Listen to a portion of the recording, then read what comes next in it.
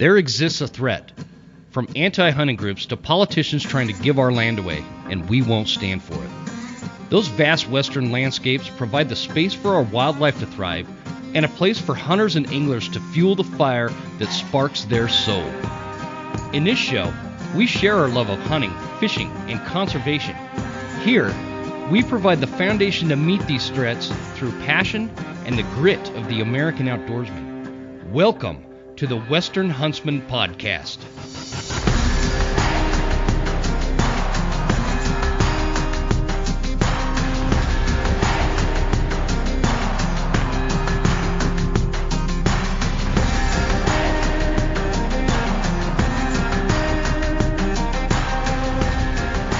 What's up, guys? This is Jim Huntsman coming at you live from the Broken Tine studio in Hayden, Idaho. You can hear my dog, Trevor. He's over there just making all sorts of noise. What are you doing over there, dog?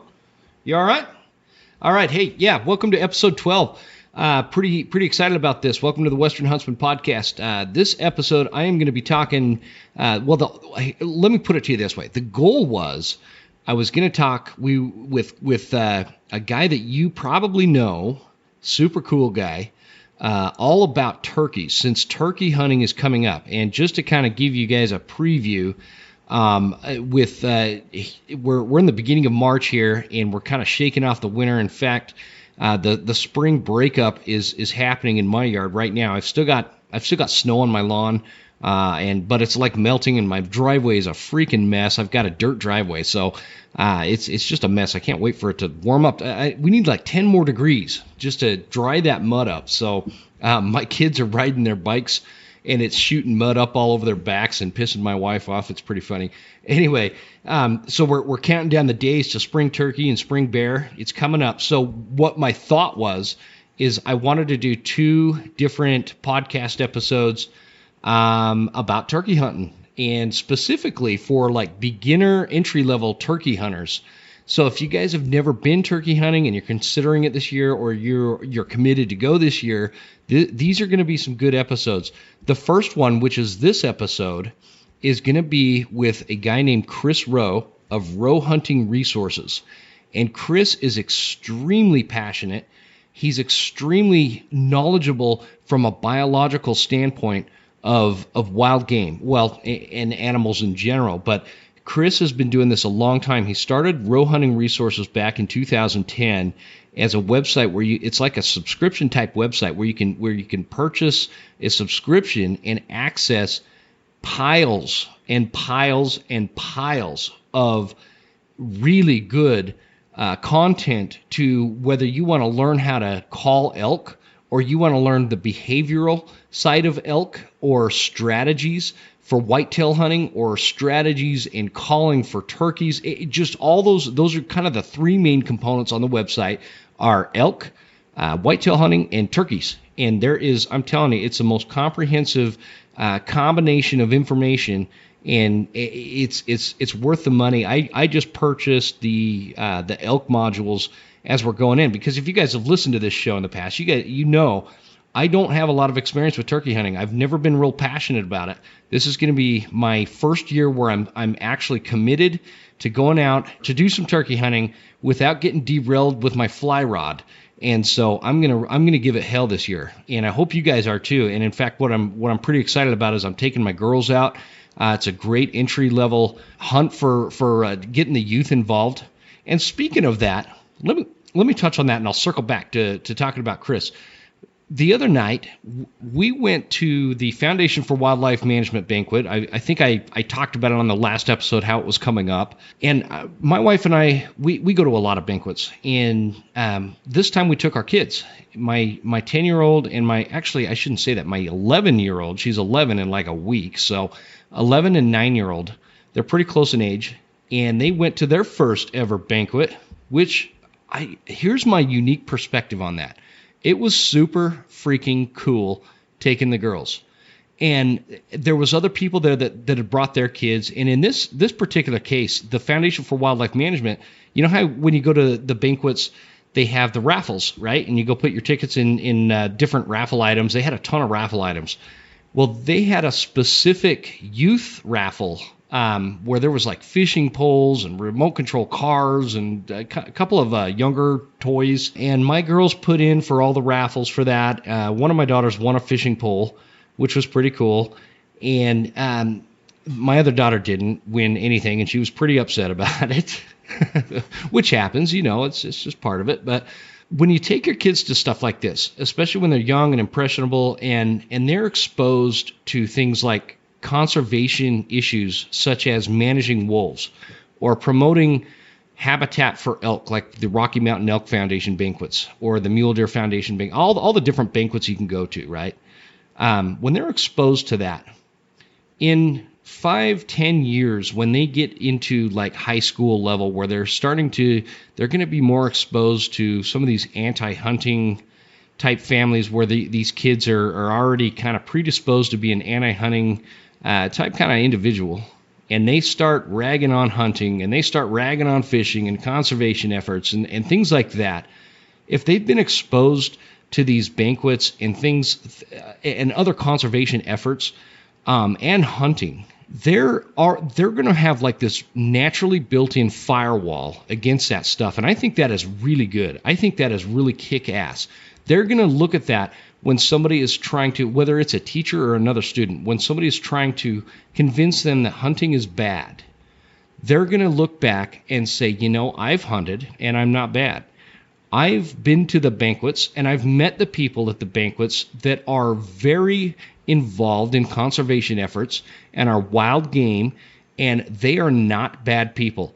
This is a good thing, and that firewall is gonna protect your kids. So I would encourage you, if you've got some banquets coming up, take your kids. It's a good time. They actually have a lot of fun. They might get a little bit bored during the live auctions when they're going on for an hour and a half, 2 hours. This one went on a long time last night or the other night. But it was still good. It's still really good exposure for them, and they met a lot of good people, and I feel like they had a lot of good influence on them. And I think that from now on in the future, we're going to be taking the kids to all the banquets in the future. So I'm pretty excited about that. Anyway, a couple of episodes ago, I had basically announced that I was going to be doing some turkey episodes like this one coming up, and I had a request for people to write in and tell me like their first turkey experience or give some turkey advice. And I got a good handful of emails on that. And I told you that I would pick one and read it in the intro of this podcast in this during March. So here we are. I have a winner. Are you guys ready? We got Mr. Jeff Dyer has won a Phelps Black Bat Turkey Call, and I'm going to read. It was a super long email, so I'm just going to read a portion of it. But what I really liked about Jeff's email is it was kind of in a story format, and he explained how he got his first turkey, and it's really cool. So I'm just going to read that to you. But congratulations to Jeff Dyer. Yeah, I'm just going to jump right on the website and order you this Phelps Black Bat and have it shipped over to you. So I appreciate it, and congratulations for winning. It's pretty badass, right? So here's his email. Hey, Jim, I figured since you called out my advice on your recent podcast, Break, Jeff did, when I was talking about learning how to turkey hunt and going after turkeys this spring, he mentioned that I should watch the Hunting Public turkey videos, and I did that, and they were definitely worth the watch, so you guys should check them out. Okay, back to it. I thought I would share a few things that I learned last year during spring turkey. I'm glad you enjoyed the videos. I credit them with my success last spring. I am almost finished with part 2 of the Potagers, and that is a great interview. I can't wait to be as confident as those guys with whitetails. I'm still fairly new to hunting. Only been hunting for 5 years now, but I'm so deep in, there's no stopping. I have 4 deer, 2 decent bucks, and 2 does, 1 cow elk, and 2 turkey toms, both last year, under my belt. Just a pause there. Man, that's pretty good stats, actually. If you've been hunting for five years and you've got 4 deer under your belt, proud of you. That's really good hunting, man. Keep it up. Okay, back at it. Anyhow, on to the turkey tips. I learned a lot last year. On opening morning, I climbed up a ridge and sat in a spot where I'd seen some birds during the previous elk season. Actually, I saw 30 birds running around 10 minutes after I killed my elk. So I figured that'd be a good place to start. Turns out it was. I perched on top of the ridge and made one set of hen clucks on my slate. Immediately, about 30 yards away, I hear two gobblers light up. There was some super thick brush between me and them, and over the next 5 to 10 minutes, we kind of played cat and mouse, back and forth on either side of this brush. It was evident that my clucks weren't going to get them to come around the brush, so I made a couple loud, sharp cuts, and they went silent. I went silent. So did they. After 2 to 3 minutes, a jake popped out from the side of the cover and looked my direction. Didn't see anything and went back around the corner. I knew he wasn't making all that racket, so I wanted to wait this out because it was only 10 minutes into the season.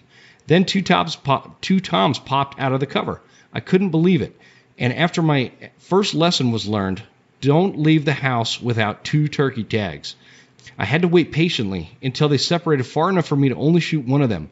Bang! My first turkey went down 15 minutes after sitting down and 30 yards from where my elk had died 6 months earlier. I liked this spot. Jeff, that's awesome. That's super sweet. Especially, I really like the part you threw in there where it was like just super close to where you shot your elk last fall. That just gives it a lot of good history and a lot of good context to that story. So I appreciate it. Again, congratulations. I'm pretty excited. We're gonna go out and chase some turkeys this spring, and we're gonna see what happens. So the other thing, I was just talking about the foundation banquet for Foundation of Wildlife Management, and I've got some really good news about the competition we've been having, or the drawing. Not so much a competition, more of a drawing. I've been telling you guys for a couple of months now that if you jump on the Foundation for Wildlife Management and sign up as a member, it's a $35 membership, that I would send you a Phelps bugle tube and a Maverick diaphragm reed. That's a pretty cool package, right? Well, it just got a little bit better, and we're only running this until April 4th, so we're getting down to it. You got a few weeks left to get your memberships in if you haven't already. The thing that we're going to add, the guys over at Got Game Tech have offered a free download for the Elk Nut app. And if you guys don't know what the Elk Nut app is, this is a must-have app for elk hunters. It's usually $10 to download this app. I think. I'm pretty sure. I might be wrong about that. But I did buy the app, so I'm pretty sure it's just $10. And it's got Paul Metal, who is the Elk Nut. And if you guys have been paying attention, you know who the Elk Nut is. And it's got all sorts of calling instructions and examples of how your call should sound as you're going through these different elk calling sequences.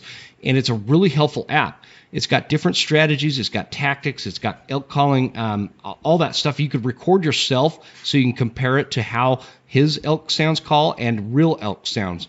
It's a really good app. I highly recommend it. But in this case, if you are to jump on the Foundation for Wildlife Management website, and sign up as a member, again, $35. And in the spot on the website where it asks you where you found out about the foundation or where you heard about it, who directed you there, you type in the Western Huntsman podcast. And on April 4th, we're gonna put an end to the drawing, and I'm gonna get a tally of everybody who's entered into this drawing, and I'm gonna select one winner, and that winner will receive a Phelps bugle tube, a Maverick diaphragm reed, and a free download to the Got Game Tech Elk Nut app. So that is a pretty sweet package. If that don't get you geared up and ready for September, I don't know what is. It's an awesome package. So let's get into this interview with Chris Roe. You guys are going to dig this interview. This dude is super passionate. I think I said that already, but he gets really excited, and I love that because I get really excited too, right? And we start out, and I tell him, well, let's get on and talk about some basic turkey hunting techniques.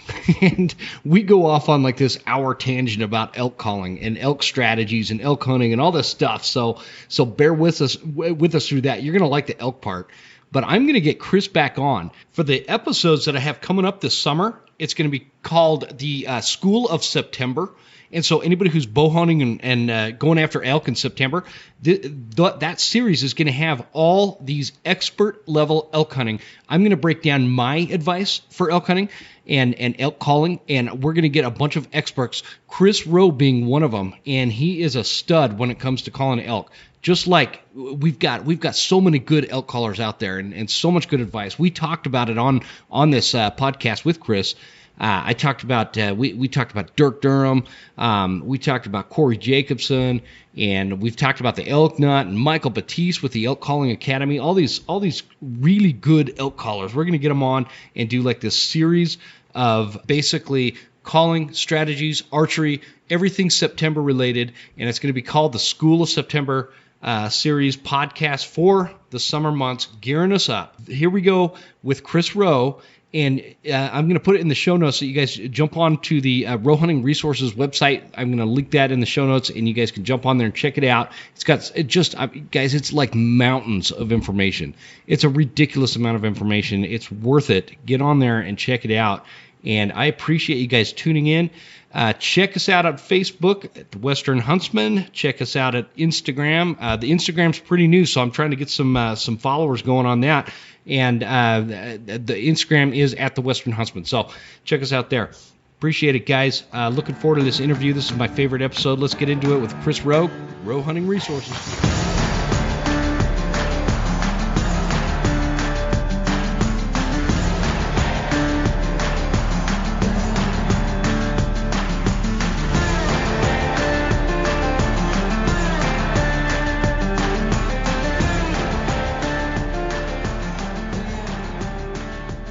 Hey guys, welcome back. This is episode 12 of the Western Huntsman podcast. This is Jim Huntsman, and as I told you, I'm here it's actually a real honor for me.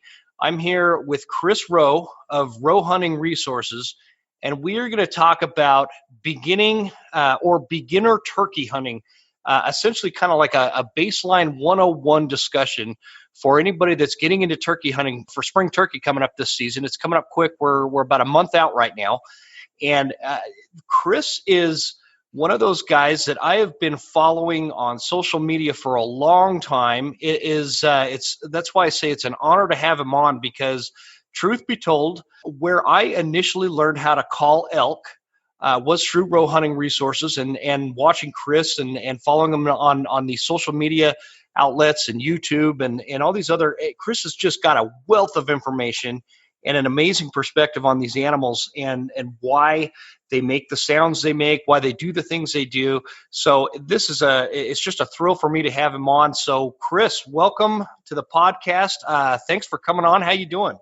I'm doing well, and thank you for having me on here. So no, it's good to find. I always enjoy talking with people, especially a couple years out from, like you said, you subscribed and you went through a bunch of this stuff.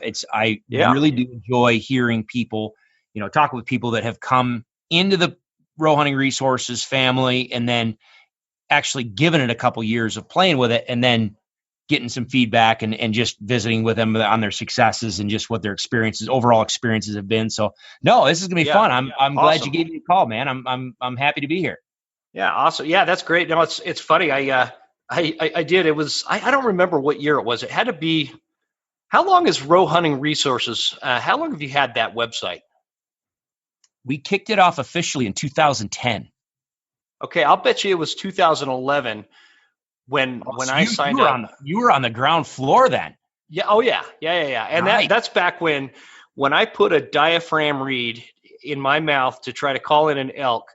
I don't know what the sound was that came out, but it chased off every living thing on the mountain for miles. And I went through a lot of your the sequences and lessons on the website there. And that year I called in a cow. So, nice.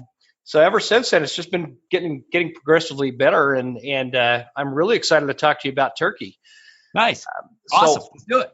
Yeah. So in this episode, what my goal is for the listeners is, let's say we have somebody who's never been turkey hunting. They've never called in a turkey.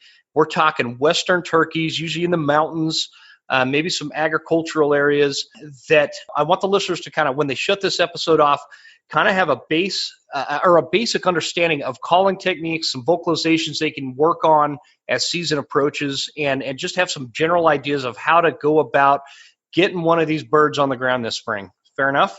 Absolutely. Can you give us a little idea, where are you from originally, Chris? And let's walk through your background a little bit. I always like to do that first. Yeah. So I've been all over the place. So I was born in Kentucky, actually.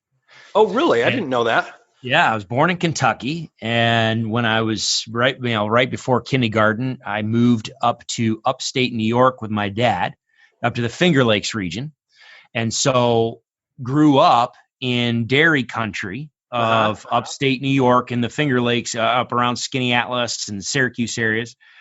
And so when I moved up there, my mom's side of the family was big into hunting, and they owned, obviously they had a pretty sizable dairy farm, and it had some woods and fields and everything else to it. And so finally, farting around in the hills with my uncles, I got into hunting, and I was always into fishing. My grandfather got me into fly fishing.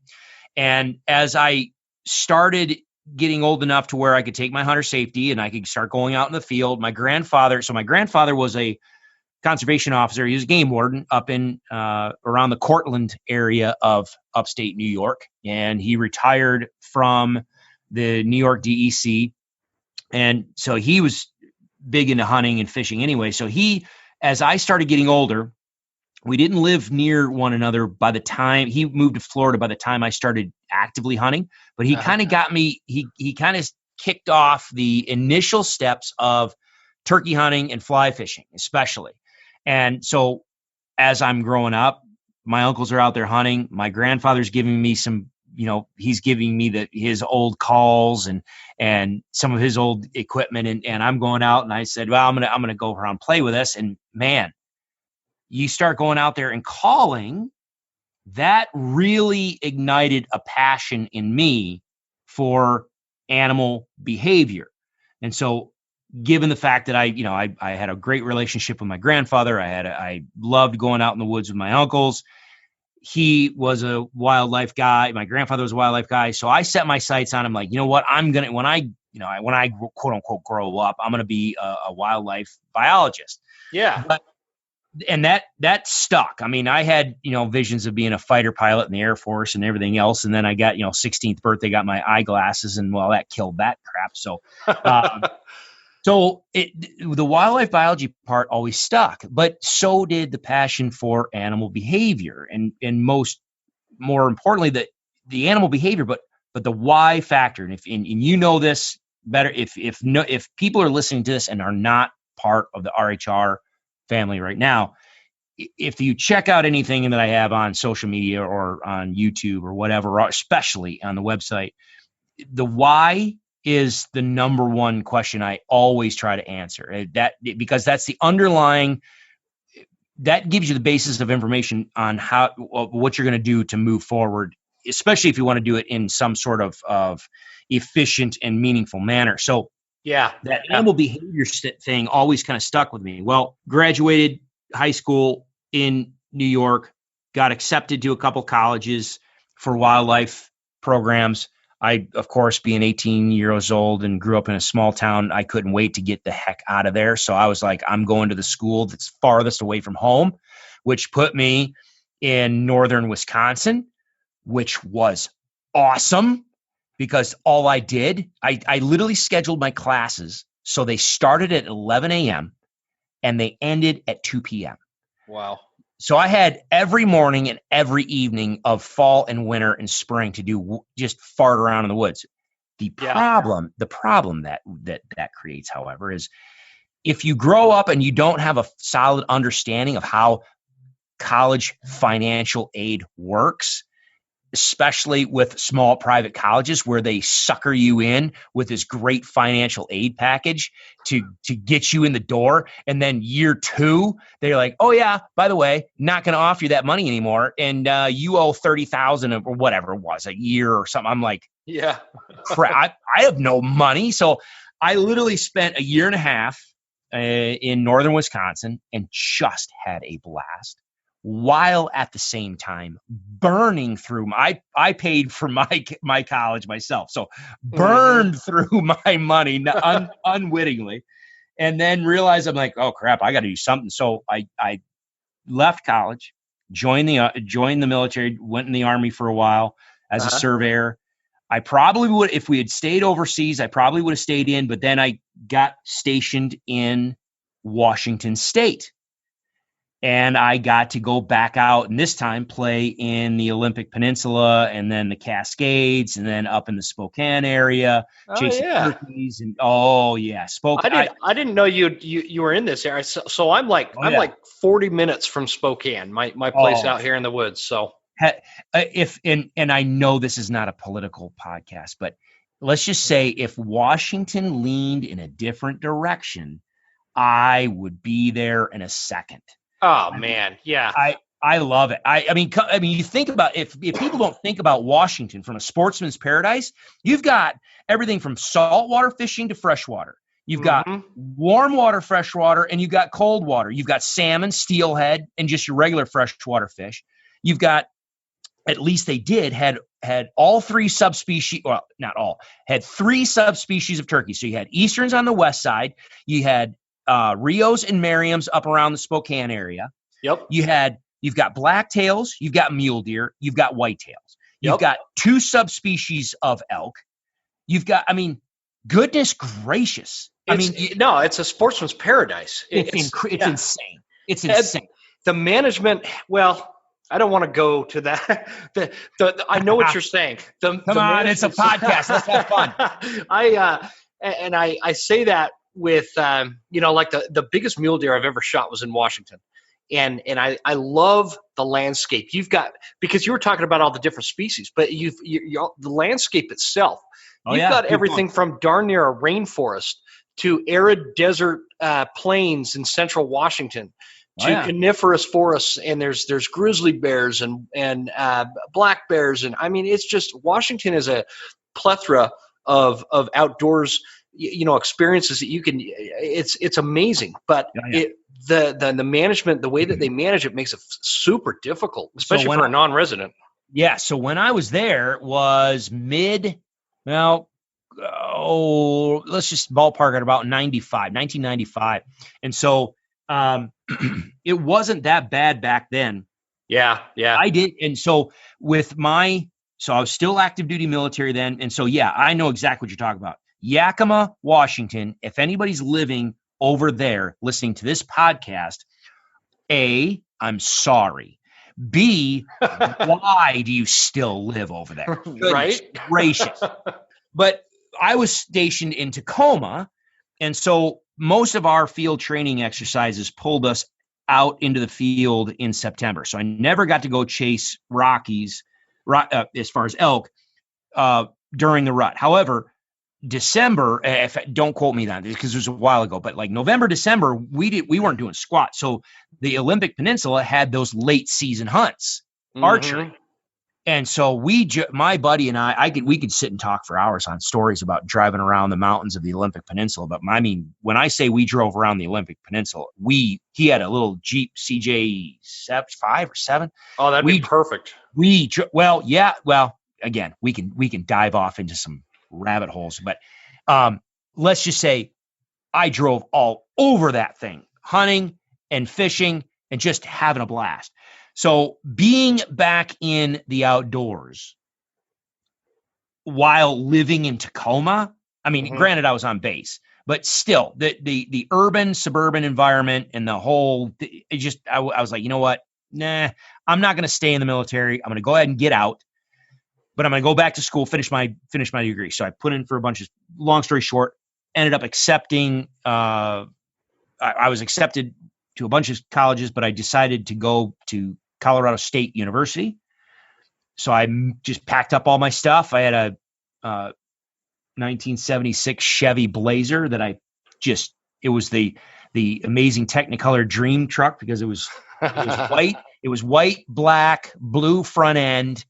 This thing was hodgepodge together, but that was my baby. I packed everything I owned in the back of that sucker, drove to Colorado and started in on my schooling and made probably one of the best decisions I ever did was as I get done with that first year. So I'm in the second semester faced with summer break. What am I going to do? I need a job.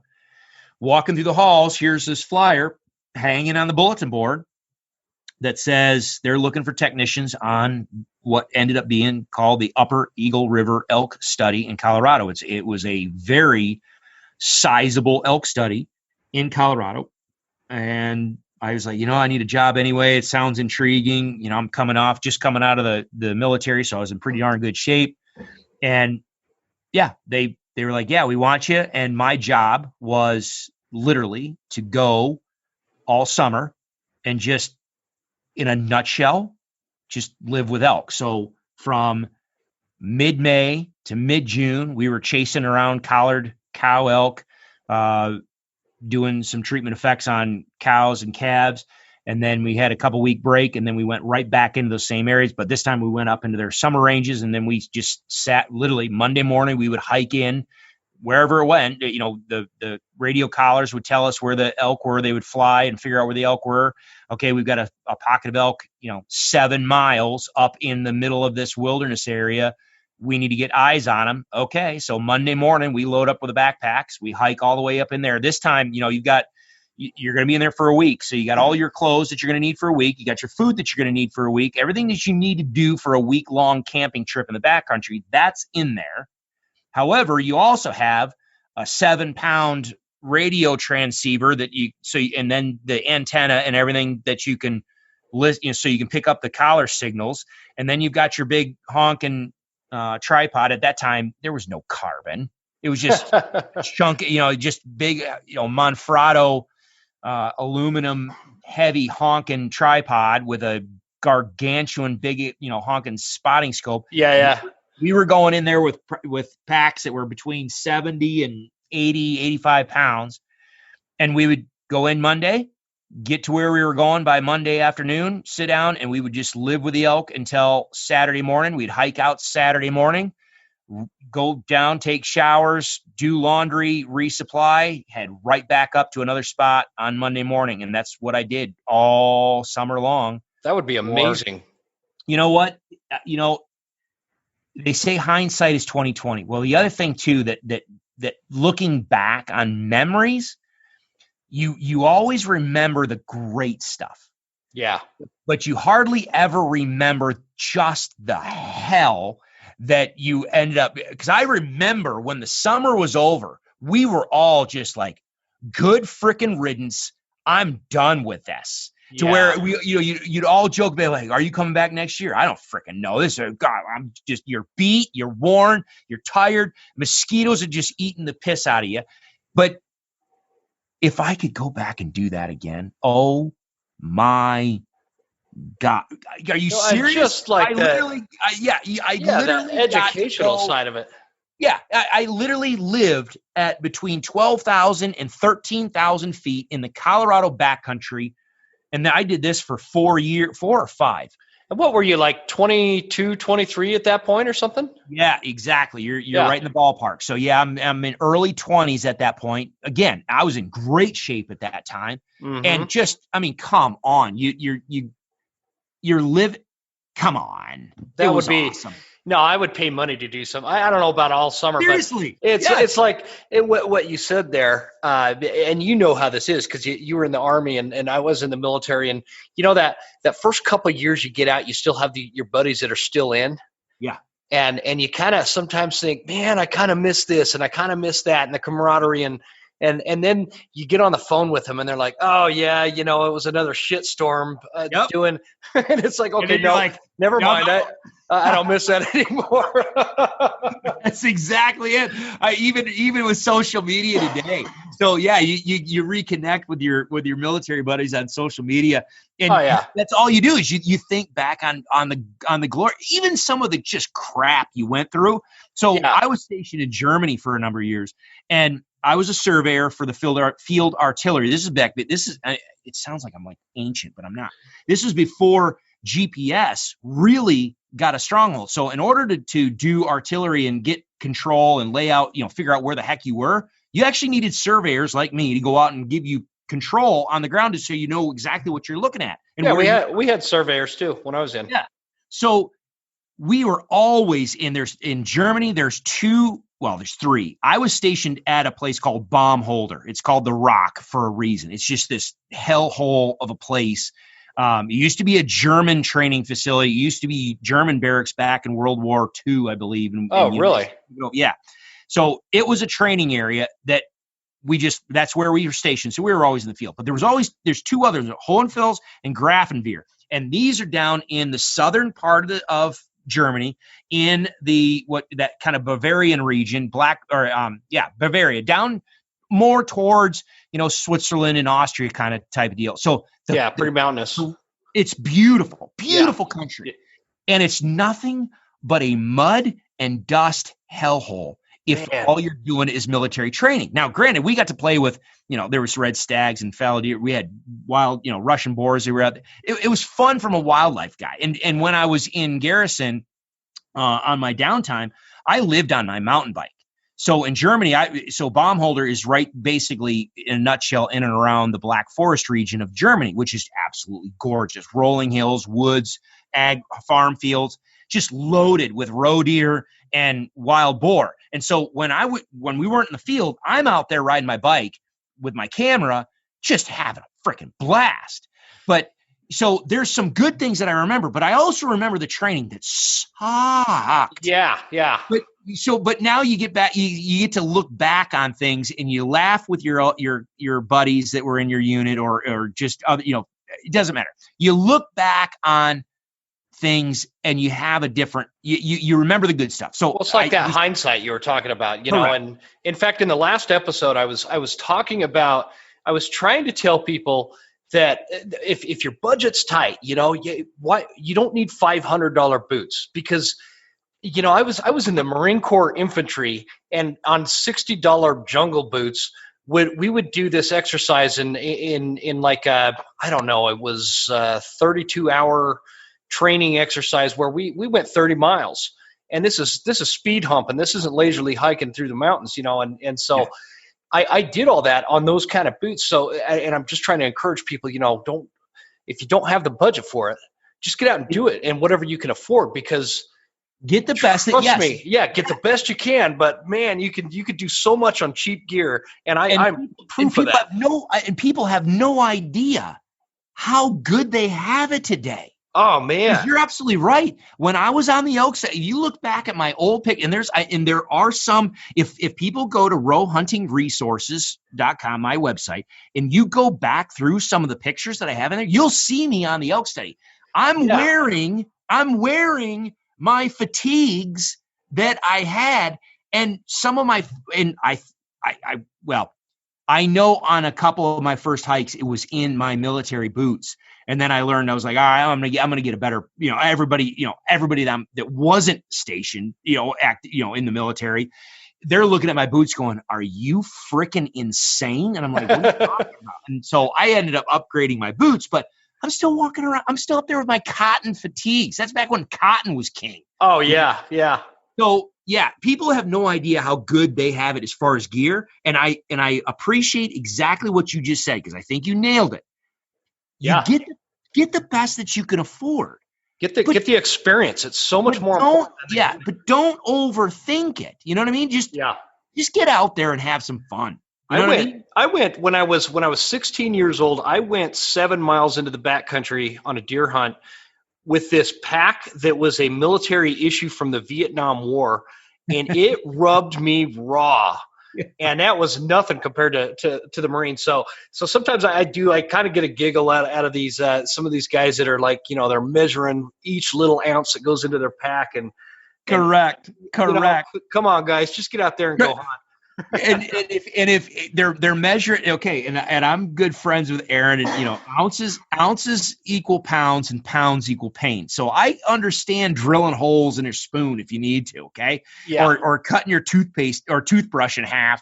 But by the same token, I'm looking at myself at 48 going, I'm carrying 10 pounds. I really don't need to be carrying on my gut right now, but I can't drill holes in my gut. So people just need to have fun and get out there. But anyway, we kind of got off the weeds on this one, but the point, the reason why I said I got to that point was I spent that about 5 years up there in Colorado. In Colorado. And okay, I'm a passionate hunter at this point. I've already gotten the elk hunting bug at this point. But when you start calling, okay, at the time, and I will make the argument that even today, that there is a lot, there's a large sphere of education that is rooted in the experience or experiences of other hunters. Mm-hmm. And what I started to see in the late 90s into early 2000 was, as I'm living with these elk, I'm up there to do a job. I'm up there to document cow-calf interactions. Which cow goes with which calf? Does she nurse? Does she not? Did she lose a calf? Does she have a calf? I'm up there to key in on certain things. However, you can't spend, and I had tallied it up at some point, just thousands of hours literally sitting 100 yards or so from 300 head of summering cows and calves. Yep. And not hear them talk and not watch them interact. And what I started to see was, okay, some of the things that I've been told from the hunting industry just isn't jiving. And what I'm seeing on the landscape, holy hell, there's some light bulbs going off. All right. So I took, again, I'm passionate about animal behavior, and it's not just elk, it's just all animal behavior. And so as I started moving through my degree, I started really leaning heavy on animal behavior. At the same time, I ended up getting selected to be a part of one of the original Primos pro staffs. So I was the guy. Yeah. This is back when Will Primos owned the company. The pro staff that he ran was absolutely exceptional. It was absolutely the definition of professional staff. And so now I've got my degree. I have this experience with wildlife management and more importantly, animal behavior. I'm now the guy that's got to go out for Primos and do these hunting seminars. So I started giving seminars, but if anybody's, going to a physical well, I guess it's getting a little bit more popular these days with some of the, like the meat eater events and maybe some of these other events. Sure. Where other guys are, whether it's Dirk or Jason or Corey or whatever. So there's, I guess seminars are still a thing, but back before the internet was even the internet, going to a physical seminar, sitting in a room, listening to somebody was that's what, that was it. That was the way. Yeah. I remember those days. So and I used to sit in those things and be that critical jackass that would just be like, why am I sitting here listening? Why am I giving you an hour of my time to have you tell me all the wonderful, glorious experiences you've had and animals you've killed? I teach me something. Yeah. So it was always that so what factor. So now I'm the guy. I'm the guy up on the stage flapping his gums. So you can only talk about an open reed style mouth call so many times. Yeah. But you can only talk about a mouth diaphragm or a bugle tube or a box call so many times. So I just defaulted into saying, okay, I'm going to start taking this information. How do I run a box call? How do I run a mouth call? Okay, fine. But now why am I doing it? And why am I doing it from what the animals are doing? I don't care what everybody else is talking about. Here's what the animals are doing. Here's what they're saying. Here's the reaction that they're getting. Here's how you can, and here's why they're getting that reaction. And here's the calls that you can use to make that sound. And here's why you make that sound. Well, yeah, there you go. Spin it up. Fast forward 10 years. There were people putting out, DVDs and audio CDs, but I could never do it with the quality that I wanted. So I just kind of farted around. I was doing other things. I was doing clinics and workshops and that type of stuff during the summer. But finally, you get about that 2009, 2010, all of a sudden this thing called online streaming and videos and YouTube, and that kind of started picking up, and you're like, I can start putting this stuff and this knowledge online. Well, I've just carried that through. So when I graduated college, my wife and I we got married right out of college. We started our consulting company doing wildlife management and using animal behavior for our management prescriptions. And then I just continued on with the elk stuff, the turkey stuff, and the animal behavior stuff, and it now have just rolled that into the online modules and the Elk Hunting Institute, and then the turkey module, the deer module, and then all the social media stuff that I'm doing. So, and that's all roped in. And that explains why when I was going through your modules, what I really liked is you weren't just saying, okay, here's this call and here's how to make it. You described why you made that sound and why the animal was responding in this way, and how an animal is going to approach a situation. Like I really remember, which is something I went through, I think it was like 2 years ago, I went through the modules again, and you were talking about the bedroom, the elk they're coming into your bed, or you're in their bedroom, or they're stopping at the doorway. Yeah. And they're scanning the area, and the different reasons for these sounds really helps you strategize when you're in the woods, instead of just kind of calling blindly, which I'm guilty of. I still do it sometimes. I'll call blindly, but I do like that defining behavioral side of it, because it helps develop strategies and makes, I think it'll help make people more successful if they go through it and they understand that part of it. Well, and let's not. Of course, I agree. Of course, I do. I agree with you now, but I'm not going to sit here and say that I don't appreciate or I don't understand. There are some people that don't buy into that. There are some people that say it doesn't matter. All you need to do is call with, inflection and emotion, and you don't need to know what you're doing. All you need to do is okay. It is a controversial topic. There are some people that don't buy into it. Now, is there anything in the hunting world that's not controversial? No. So, but yeah. So, and for the people listening that have not heard my spiel, if you will, on why, of course, I think it's important, but I explain why I think it's important. And you can do that on YouTube. You can go to YouTube, the Roe Hunting Resources channel on YouTube. Yeah, I've got it pulled up. I have an entire video. It's called Mastering. I think it's Mastering Your Calling. Does it really matter? There's a video. It's mastering your maybe it's elk calling. Maybe it's mastering your elk calling, or mastering your calling, semicolon.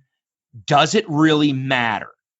And that video is a discussion about whether or not it matters about what you are saying and why. Yeah. And it goes through my rationale of what my thought process is, and people can go through that video, watch it, and then you'll get a good feel for, does it make sense? And is this something that you ought to maybe look into? Or do you like, this guy's he's full of, and just okay, whatever. But at least you heard my thought process. Yeah, I've seen, it's right. It's called Mastering Your Elk Calling. Does it really matter if you know what you are saying? And I think people should take the time to watch stuff like that, because I know what you're saying, and there's some controversy of whether or not it matters, and I don't have a strong opinion one way or another, but I do know this, that for a guy like me that likes to learn the behavior and I like to be successful when I'm hunting, I don't shut the door to anybody that has a lot better success ratios than I've had in the past, and that's certainly you. And and I know what you're saying with the other side of it. You listen to Corey Jacobson. I don't know that he has an opinion one way or the other, but he doesn't have anything that talks about what it is he's saying. It's more emotion based, or correct. And stuff like that. And I think that both sides are effective. Both of you guys have put down more elk than I have, so I like to take a little bit of what both of you guys say and rope it into my own style, and it's proven to be pretty successful for me. But I'm good. On a personal level, I'm pretty interested in the behavioral side, so that's why I really liked your modules. Yeah, no, I agree. Good. Thank you. I appreciate that. But no, good. Learn from everybody. I think it was Mark Twain that said, "There's no man so stupid that I can't learn something from them." Exactly. So I agree. I don't even care if someone goes on and watches one of my, whether it's a YouTube video or goes and gets a subscription and looks through the educational videos and says, but you pick up one or two things. Okay. Corey, and this is the other thing too, is, some people look at, okay, Chris Rowe has his stuff, and Corey has his stuff, and Dirk has his stuff, and Jason Phelps has his stuff, and who else there? Yeah, there's okay. I was good. Sorry, Joel. My bad. I brain farted. Joel Turner. So there's these spheres of ideologies out there, and there's some people that think, okay, well, you guys are competitors and you don't like each other. You know what? I like all of these guys, and I respect every single one of them. We just may have a difference of opinion on certain things. From a tactical standpoint, we might be 90% there. We disagree with 10%. Okay. From a philosophical standpoint, maybe we disagree 50-50. And so, for instance, Corey, I love the guy. He's been very consistent. He does it well. And Steve Chappell. Steve, my bad. I apologize. I didn't pull you in there. I knew that's who you were thinking of, and I was brain farting too.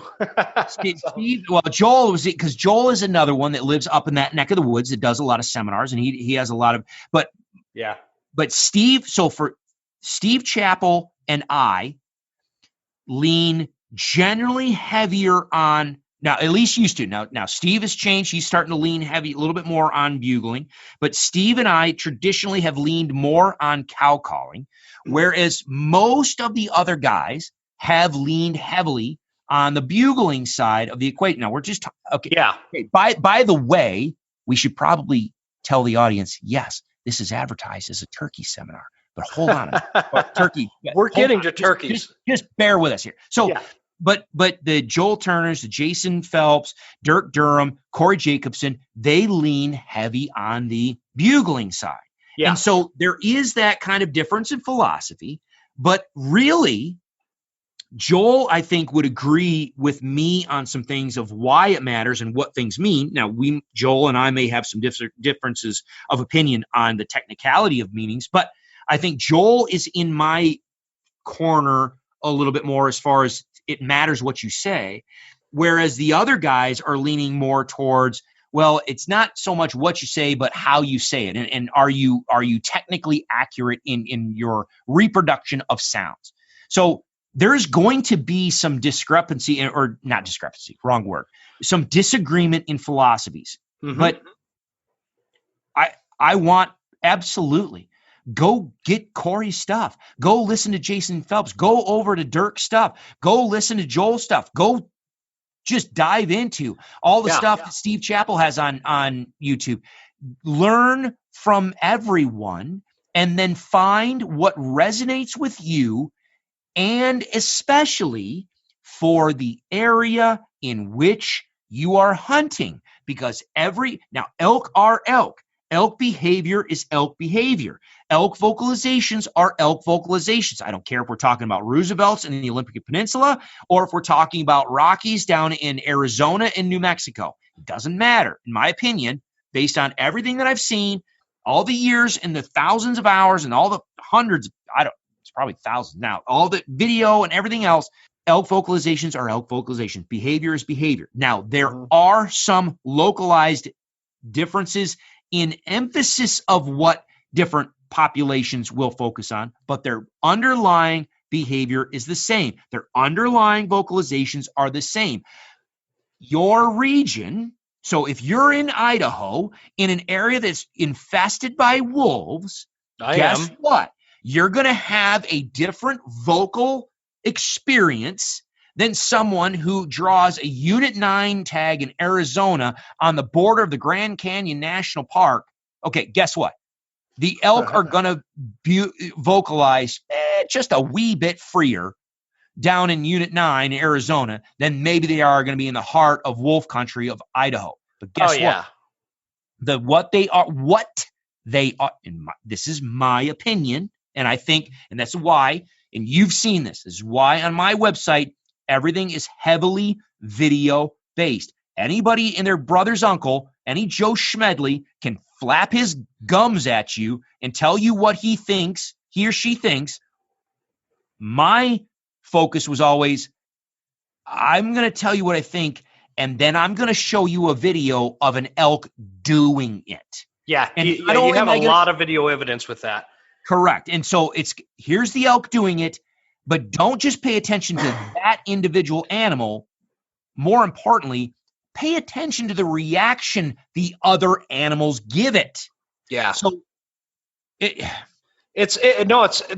exactly right. And like you've brought up Dirk Durham a few times, and Dirk's one of my favorite peeps. I love Dirk. He's one of my favorite people, especially because Dirk and I live we're basically in the same area, right? We're both in North Idaho and hunt a lot of the same areas, and so a lot of what he says, it definitely applies to me. And I had him on one of the episodes a while back, and we talked a lot about wolves and how they affect elk hunting, and mainly it's good. What I've noticed is, if there's wolves in the drainage, the elk aren't going to make a noise. If there have been wolves in the area recently, they're still gonna make the same vocalizations. They're just going to be a little quieter about it.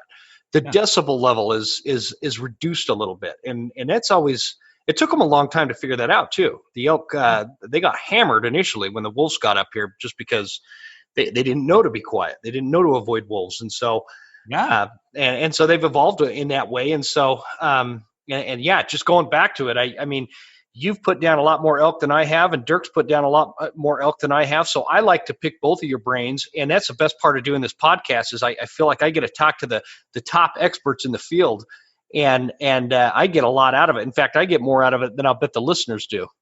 Yeah, no, the one thing I love Dirk to death, and I just think the one unfortunate thing about Dirk's transition over to Phelps was, I mean, Dirk had a phenomenal pink lingerie line that he was going to, release, and then it just didn't manifest once he started his Maverick stuff, and it's just unfortunate. It's just unfortunate. He looks sexy in pink. He really, really does. That is one thing that people don't realize, how good Dirk looks in pink lingerie. It just goes with him, man. It was pretty tough to beat Macho, man. Oh man, yeah, I'm gonna have to. I think people. I do think people need to see pictures of that though, in order for them to make their own. Yeah. He's probably got a private website for that. I'm sure Dirk will be able to fill us in what the link is on. Yeah, he'll let us know. You know what my favorite video you did is, which is funny, it's off the wall, but you're out there. I think you were either in Arizona or New Mexico. I think this was a few years ago. You're out there and you're bugling elk, right? And there's way over the ridge, there's an elk answering you. In fact, there's 2 or 3 of them answering back. Yep. And all of a sudden, you turn the camera and start making this kissing sound and calling a damn bobcat. Yeah. And he just about crawled up your leg. Oh yeah, that was pretty. I couldn't believe it either. Yeah, so that was pretty cool. All of a sudden, yeah, you're absolutely right. So I'm out there. It's midday. If anybody gets on the website, it's midday prospecting. And midday. That's right. Midday prospecting. Just trying to figure. Okay, so everybody's in the same boat. At some point, you just got to go find elk. What the hell do you do to just go? How do we find elk to go hunt? Yeah. And so I was talking about going out late morning, midday, just how do I personally go about prospecting? And so I'm up there calling, and yeah, you're absolutely right. I turn around, and all of a sudden, I don't remember. Don't quote me on this. It's probably 80 yards away or what. Anyway, here's this bobcat creeping through the ponderosas. So you're right. I just started. And where were you? Where was that? Did you say Arizona? That's right. Okay. Yep. And so I just start doing little mouse squeaks with my lips, and he came. Yeah, he turned on a dime and came. I didn't even notice. Here he comes, and just or he, she, it. Here it comes, and I mean literally what? So, and the only thing that spooked this cat was me having to move my hand in order to keep. I was slowly panning the camera to follow the cat, but it gets so close to the tripod that I had to finally. I couldn't pan the camera down anymore without pushing my arm forward. So it's literally at the foot of the tripod, and he finally sees and he looks up and he's like, what the, and he just kind of skips and takes off. Yeah. But he darted. And I was sitting, I remember the reason why I remember the video so well too, is I was sitting on the back deck with my wife. We're hanging out. The sun's kind of going down, and I'm watching all these videos cause it's like mid-August, gearing up for elk season. And so I'm showing her this video, and then she starts giving me a hard time. She's like, well, I don't understand. That guy goes out and calls in whatever animals around. You can't call in anything. You need to go hunting with that guy. What's your problem? I'm like, thanks for the support, babe. Come on. Oh, I don't. Hey, spouses, we love you. However, some of your comments can cut to the bone. So I'm sitting. Oh man, there's been times where I've been sitting. So my wife, back in the day, we still have horses, but we used to always go into elk camp with 4 horses. So we'd have a full on camp. It was fun, and Kelly, my wife, would go with. And so here I am, the quote unquote elk expert, quote unquote. Yes. Out there, public land, over-the-counter units, just struggling. And then all of a sudden, some Joe Schmedley comes tripping down the trail, and he's got some elk antlers over, some bull over his shoulder. Be like, I got an elk. And Kelly, my wife looks at, we've been there for a week. She's like, what? And she looks at him and then points. She's like, what are you doing out there? I'm like, don't even, just shut up. Don't even give me that rash. She's like, well, he can do it. Why aren't you doing it? And I'm like, yeah, twist the knife. Oh yeah, that's what they do, man. But we love them for it, and they love us too, so it works out. But they put up with us. We love them, exactly. And they put up with us. They put up with us. They put up with that. My wife puts up with me for sure. So we, I guess we better. You know what we ought to do, Chris, is when I'm doing like a series of podcasts this summer, and I'm calling it School of September. Okay. And I should get you on for an elk episode. We should, because it goes back to what I was just talking about. I like to take a little bit from everybody and see what works best with my personality and my hunting style and all this stuff. And so I was hoping to get Dirk back on and get you and my buddy Michael Batiste, and everybody just kind of offer up what their elk calling strategies and stuff, like whatever you're willing to give away. Obviously, I don't want to give too much away because you've got all this information on Roe Hunting Resources. In fact, let's talk about that. Kind of walk us through Roe Hunting Resources. Tell us what that website's all about and what is there for people. Yeah. So like you said, you tripped into it or found it back in probably 2011 or whatever when we were first getting off the ground floor. But I decided that for me, and for what I wanted to kind of help teach folks, my model was going to be, I didn't want to be beholden to advertisers. And so I thought the only way, and this, so anybody that does anything, it's a lot easier today. Don't get me wrong. It's a lot easier with computers today. But back in the day, if you wanted to have something online, you had to pay for it. If you wanted to have a website that hosted videos, big money. It's going to cost you. Yeah. And then if you wanted to have a website that had memberships, that's going to cost money. And so and then cameras cost money, and then the video trips cost money, and taking the time to do it all costs money, and this is my job. And so, okay, I've got to figure out a way to pay bills. And so I thought, I'm like, you know what? Rather than going the advertiser route, I am going to go with a subscription-based model. And at the time, it was one of the first ones out there, and people thought I was absolutely batshit crazy. Oh, did they really? Oh my gosh. A crazy idea, huh? Oh my, I was absolutely, oh yeah, there were some people that just absolutely laughed and ridiculed you like this. And some of those people now have their own online subscription. That's funny because when I found it, I thought, man, this guy had a great idea. He's got this membership thing. You sign up and get all these private lessons and videos and stuff on the website. So anyway, that's just interesting you say that. Same thing with our hunting app. So we put together that elk hunter, the bow hunters. Is that the one at the bottom of the site here, the Elk Hunter Strategy app? Correct. So so what that is it's a tool. If anybody, how old are you, by the way? I am 39 and a half as of today. You're counting halves still. I have to. Real soon. I have to. Back when I was a kid, there was it was really popular, those books that they're like the choose your own ending books. And so you could go through and you read it, and then you get a choice and you choose A or B, and then this character, and you could choose that, and then you go to this next, and you can kind of choose how you go through it. Or from the science field, it's called a dichotomous key. So if you're trying to figure out what a plant is, okay, what do the leaves look like? Are they this or this? Okay, are they A or B? They're B. Okay, so you take B and you turn to this page. Okay, so here's these type of plants. Okay, what do the flower look like? Does it have 4 petals? Does it have 5 petals? It walks you through decision-making process. So we decided, this is when apps, your app store, your phone started, very beginning days of apps. We thought, we're like, you know what? We could use that technology and create a tool that people could have all of the stuff that's in the Elk module essentially in the palm of their hand and help them make decisions or learn all this stuff. So we came up with the app. And again, this is at the ground floor of app development, so it cost us an arm and a leg. Oh, but yeah. Even then, oh my gosh. Now, I don't know if people are familiar with BowSight or what I call BowFight. BowSight,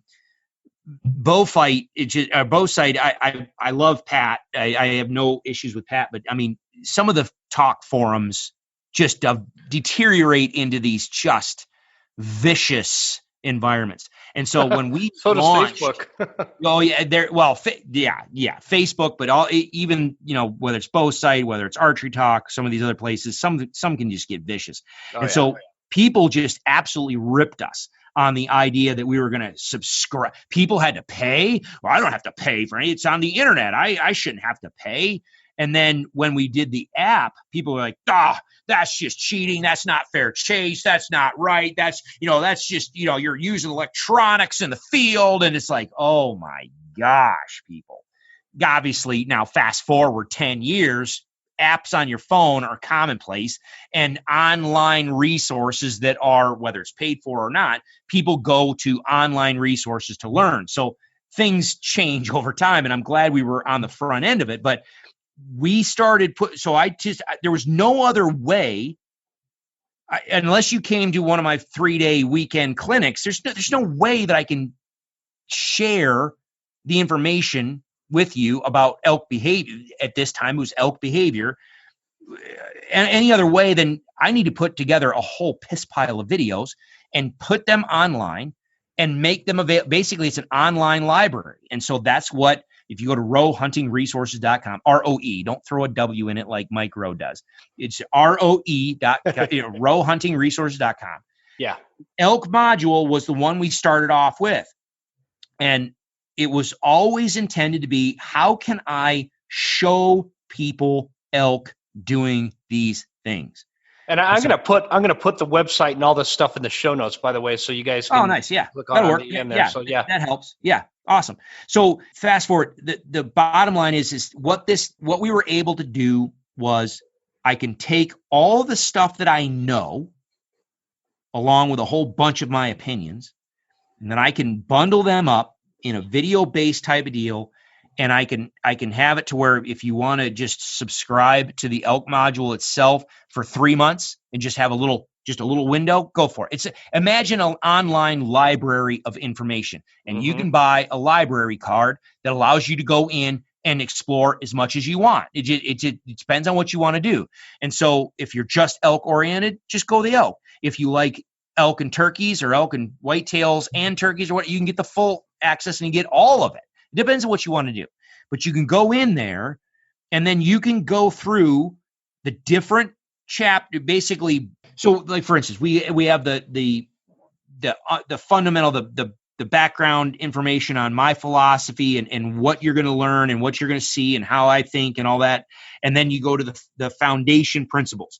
Yeah. Before you can get into strategies and what you're going to do in the field, we need to have a fundamental understanding of what is intrinsic elk behavior. How do they engage one another? How do they move across the landscape?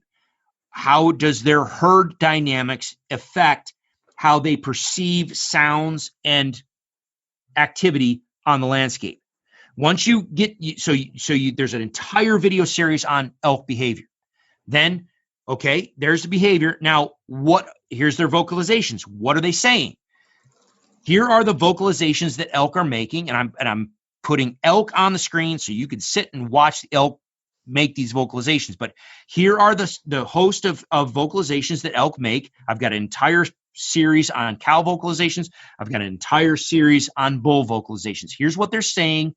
And here, based on my research, And my investigation, I believe they mean X, Y, and Z, and I'm going to put them on camera and you can see what they're doing and why I think they are doing what they're doing. So bull vocalizations, cow vocalizations. Okay, so here's their behavior. Here's what they're saying and why they're saying it.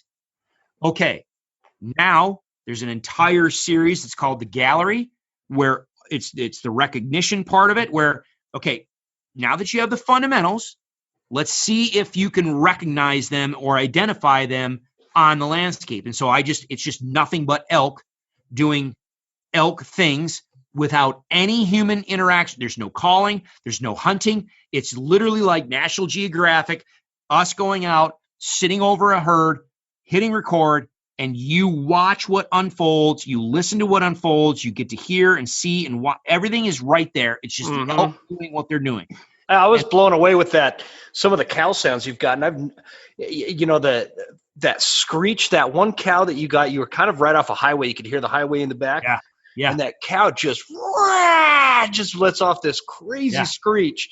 And wasn't that because she was trying to locate a calf and the calf was not responding? Correct. Yeah, that was that one, right? Yeah, correct. And so I have dubbed that or discussed that as like a selfish mew. Now there's going to be some more discussion about that in the future, but that's one of the most common vocalizations that people always talk about, estrus calls.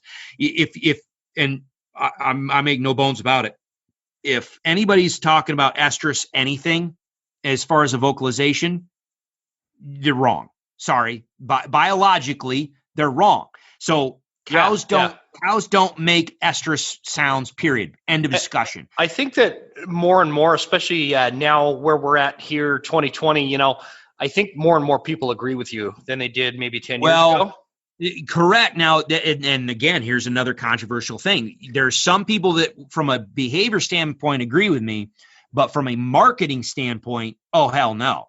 I mean, everybody's still looking for a magic bullet. They want that. What one thing do I need to do? And if you can market that, or if it's, and the other thing too is now with the whole tribe mentality and the we marketing and just this association type marketing, if you can make something sound sexy, then it just will attract followers. It will attract people that want to revolve around you. So. Yeah, that vocalization is what's often referred to as either an estrus mew, estrus scream, estrus whine, that type of. And we're not talking about the hyper hot cow sound for. But wasn't that like late spring when you recorded that noise? Yeah, that vocalization. Yeah, you nailed it. It was middle of summer, and that's the whole okay, point. Yeah, it's the middle of summer. It's the whole point. Is I've got so much video footage of this vocalization in places grotesquely outside of the rut that it just makes it's asinine that people still talk about that vocalization in that way. Now, with that being said, I'm not going to say that vocalization cannot be used during the rut with great success, because it can. I actually have a hunt on there.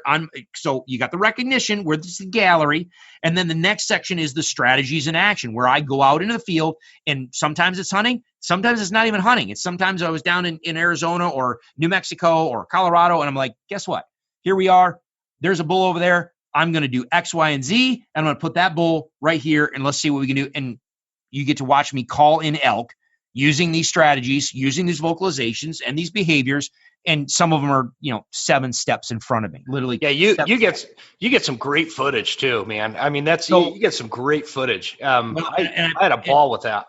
And a lot of people want to jump straight to that because that is the sexy portion, but I think, and I caution everybody that goes into it, don't start there.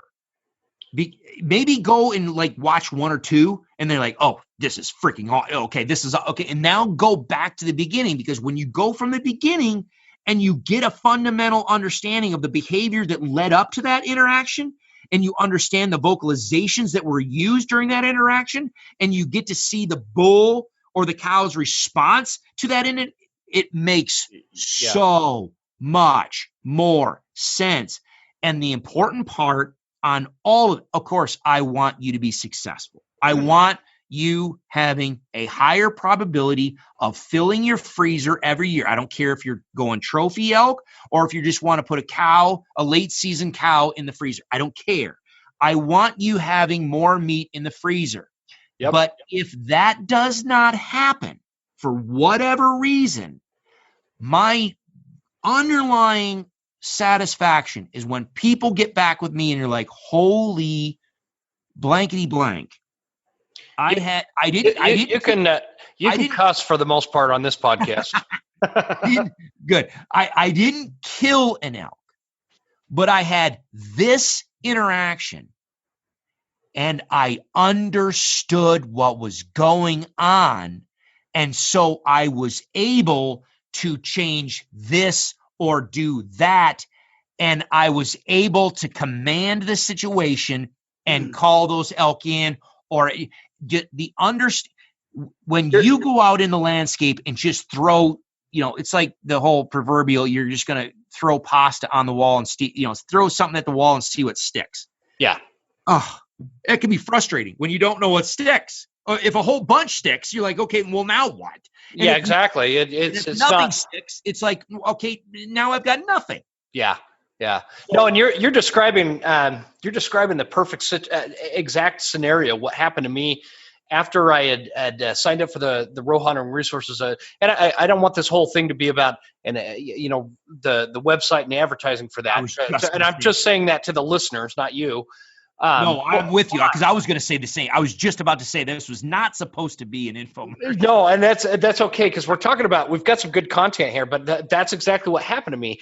Is I finally went through the modules, and I told you earlier that I finally called in an elk. It was a cow, right? And I knew exactly what I had done. I was using a calf vocalization, a lost calf, lost mule.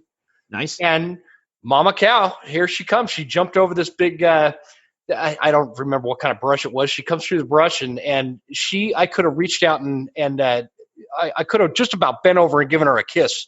And nice. She was that close. And finally she winded me. But so that's when it's ever since then, my passion for calling elk has just, and I could see where it comes from your end, because you grew up doing it with your grandpa up in New York. And dating back to doing those turkey vocalizations and calling back then, and then to translate that into elk calling, how that's a question I have for you. See, my mind, it works like this. I'll be on a roll, and all of a sudden it'll like dead end, right? Squirrel. And squirrel right there. And so I'm famous for this. But I have a question for you. So you had mentioned that turkey hunting in the spring is basically spring elk hunting. How do those two relate? We should probably start transitioning into turkey. Yeah, that would actually be a smart move, my friend. Yeah, since that's what the thing is supposed to be about. No, I don't care. I just enjoy talking about this. Me too. I could go on all night like this. So some people, I'll ramble on for hours, and people are like, really, Chris? No. So the whole point, I want people to understand. Okay, so you live in Idaho. I'm assuming that the bulk of your listenership maybe is more Western. Obviously, it's the Western huntsman, more Western oriented. I will say this, okay? There are a lot of people that, and I'm a guide as well. So when people want to come on an elk hunt, the first thing I will ask them, are you a deer hunter? Let me rephrase that. Let me take a step back. When people from the Midwest to the East, okay, if they don't live out West and they are from the Midwest or back East or down South, whatever, and they're hunters, my first question, are you a deer hunter or are you a turkey hunter? Now, there's some that I'm both, but the bottom line is, if someone says, oh, I've never hunted turkeys, I'm a diehard deer hunter. Okay, then I have to absolutely retrain your way of thinking on going after elk. Yeah. If we're talking about in September, if we're talking about the rut, if we're talking about calling and that type of stuff, then I need to retrain your way of thinking. But if someone tells me, oh, I'm a passionate turkey hunter, oh my gosh, it is just move forward because they get it. Because why? Really? Yes, because turkey, by and large, turkeys will set up their social structure during their breeding season in a very similar manner that elk do. So when you say that, are you talking about the hens are gonna basically group up? Yep. Well, they're which I think they're already there. Yeah, But they're already grouped up. and then the Tom is going to come in and kind of essentially take over that group. And what do you call that? I'm totally drawing a blank with that. All right, no, I know where you're going. So and then others will come in and challenge.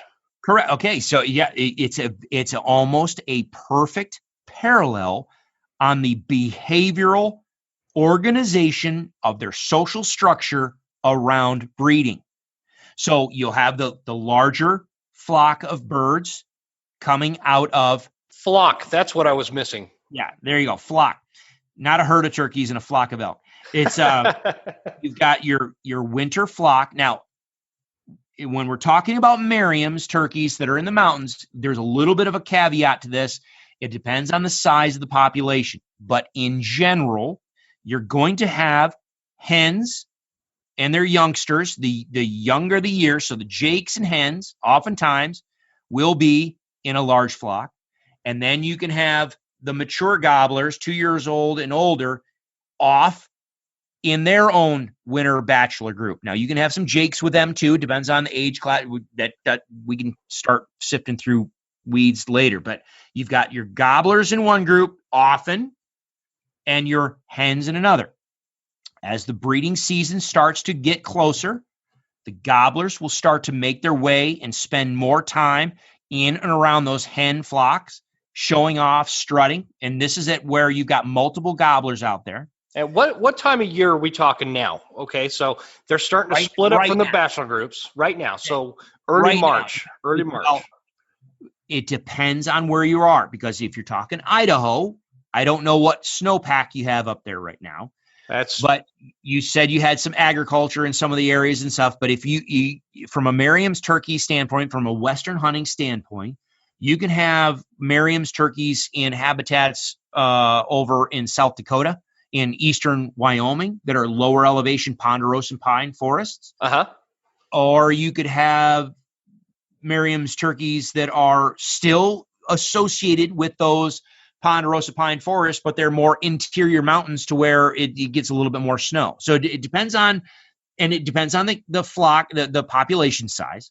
Okay. But as we are moving in through March, you're going to see gobblers start moving towards those hens. When does your season open? April 15th up here in the Panhandle. All right, perfect. Same thing with Colorado and a lot of in like New Mexico. A lot of Western states, the interior mountain portions start in the middle of April. Yeah. Where I'm physically living now, we have Rio Grandes. Most of ours start end of March and beginning April 1st. So we start April 1st. Nebraska starts for Rios. Well, it doesn't matter. Nebraska starts March 25th. So the reason why I bring that up is a lot of times the state agency times the opening of their season when the gobblers have shown up on the scene and things are starting to break up. So what happens is those hens are in those larger flocks, but as spring starts to spring and spring green up starts to happen, you're going to get hens that start to break off of the larger flock, and they're going to start to move towards where they want to nest. They're two things. They're going to start moving in the direction where they get better spring green up and better nutrition rather than their old crappy winter forage. They need high protein, high digestibility, and high protein for making and laying eggs. So they're going to start moving. When you say that, so for like a Merriam turkey up here in the mountains, are you talking like a south-facing slope, an east slope? Oh yeah, So they're going to be hugging those slopes where there's less snowpack and where you got bare open terrain. Okay. But they're also going to be looking for those places that open up and lose their snowpack and start greening up better. So yes, on your west and southwest and south facing slopes, but also down in those creek bottoms and little drainages and maybe aspens and, those places that thaw out first and start to spring up with early cool season grasses and forbs. Okay. Okay. They're going to start looking for that. Now, that doesn't mean they're not going to be nearby, those north-facing slopes where there might be. I've killed birds in 2 feet of snow, but they're going to gravitate to those places that green up first because they need that high protein. As that happens, that hen flock is going to break up. As that hen flock breaks up, those gobblers are going to start. They're going to be going through their pecking order, who's dominant, who's not, and they're going to start busting up, and they're going to start separating themselves, and you're going to have gobblers going off with those hens in different directions. And the gobblers are going to be gobbling like their heads off, just like a bull is going to be bugling his head off. The bull is going to be following those cows. The cows are going to dictate the activity cycle up 90% of the time. The cows are going to dictate the activity cycle, the daily activity cycle of those harems, and the bull's just going to be there to protect it and follow along. Same thing with gobblers. The gobbler's not going to leave his hens, but the hens are going to go where the hens want to go, and the gobbler's going to just walk along, strut, gobble his head off if there's other birds around. Okay, and again, there's so much you can dive off into weeds, but so similar. It's so very parallel. So you're saying basically like you've got your flock gobbler like a herd bull, right? Yep. And then you've got, what do you have, like a bunch of satellite gobblers just kind of waiting around? Oh, okay. So you absolutely can. You can have that one, maybe he's a 3 or 4 year old bird in the middle, or maybe he's a 2-year-old bird that's the most dominant bird. And he's out there, you'll see that white head. You'll hear people if you're passionate about turkey hunting, you'll hear people talk about the white-headed gobblers. My opinion, and if you're on Jay Scott Outdoors podcast, we've talked about it extensively about the white-headed gobbler. My opinion, if you watch turkey behavior, that is the bird that believes he is the most dominant bird in that group. And so you'll have that dominant bird in the group, and then you might have a bunch, let's just hypothetically say he's a 3 or 4 year old bird, but then you have a bunch of 2-year-old birds, or maybe you have some jakes outside. He's going to actively fight and keep those guys and run those other riffraff off. But you've got these other satellite birds around the main flock that if you get set up nearby and you start calling, well, if the hens don't come your way, the boss Tom is not going to leave his hens, but you can sucker those 2-year-olds in. Absolutely. And a 2-year-old bird will have that full fan. So on the hunts that I run out here in Kansas for our clients, I tell everybody, some birds will have great beards. Some birds won't. Some birds will have great spurs. Some birds won't. It's just genetics. Okay. It's like antler configuration. Just like antlers. Yeah. But if you see a full fan, a fan that is a perfect semicircle, unbroken, where all the feathers are the same length, that is a mature bird. That's a 2-year-old bird or older. As far as I'm concerned, we're going after full fans, because you might shoot a full fan bird that has a 6 or 7 inch beard and walk up to it, and it's got 1.5 inch spurs on that thing. It's an old bird, but he's just worn his beard down short. Or like what happened to me a couple years ago, there was 2 gobblers in particular that had these absolute monstrosities of paintbrush beards on them. And I'm thinking, and they were big bodied birds, huge beards, like as in long and wide, like as wide as my hand is. Okay. So just monsters. So I'm like, I want to shoot one of them suckers in the face. And so we got done with all of our hunters. I went out for my personal hunt. Long story short, ended up getting a couple of those birds in front of me. I shoot one, walk up. It's got 3/4. It's a 2-year-old bird. It's got 3/4 inch spurs. He just genetically had this massive, massive beard. So you can't age a bird necessarily off of his beard. You might be able to age a bird off of his spurs. But for people that are hunting Merriams, you've got to understand genetically, there are some Merriams that just flat don't grow spears or don't grow spurs, period. Huh. So you might have just these little nubbins, and he's a 5-year-old bird. It's just the nature. Now there are some Merriams that have great spurs. That's fine, but you really can't. It's hard to without history of a person, a certain bird. It's hard to judge age a lot of times. So the best thing I can tell people to do, if you see that full fan, that nice even fan, that's a mature bird. Put him on the ground. Oh, that's awesome. If he's got that broken fan like a Jake, where like the first 4 or the middle 4 or middle 6 feathers are long, or 8 feathers are longer than the rest of the fan, okay, that's a Jake. That's a 1.5-year-old bird or a year-old bird. Okay, so they're most of, as long as you can see a visible beard, they're almost every state I know of, it's legal to shoot them. You can shoot them, that's fine. Just understand that's a year-old bird. But if you've got a full fan, shoot him in the face. Or if you're going to bow hunt, shoot him, whatever. Just put him on the ground. That's a great mature bird. So they act. Oh, go ahead. No, I was just going to say they act just like elk. Yeah. See, and that's exciting to me because I think I told you, I don't know if we were recording yet or not, but I told you I've always had a tough time getting excited about turkey hunting, right? So I don't have hardly any experience with it. And I know there's a lot of people that are like that. And this year, for some reason, I think doing the podcast and some of the other things I've been involved with over the last couple of years has contributed to this. But I'm pretty excited this year. But I don't know anything about them. So this is great. And when you start putting it into the context of they're super similar, there's a lot of parallels with elk hunting, then I get really excited.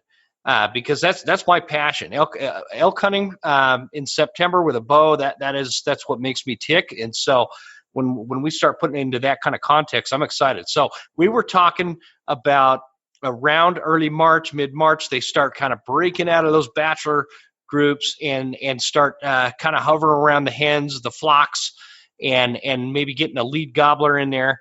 And at that point, when we start rolling into end of March, beginning of April, what kind of happens then? What transitions then? Yeah. So when you said that beginning of April for most mountain areas, that's when those gobblers are in around those hens. They are in the peak part. They're starting into, if you remember back to your statistics days in high school and college or whatever, bell-shaped curve of probability. Yep. That's when you are ramping up on the conflict between the gobblers and really trying to get their pecking order figured out.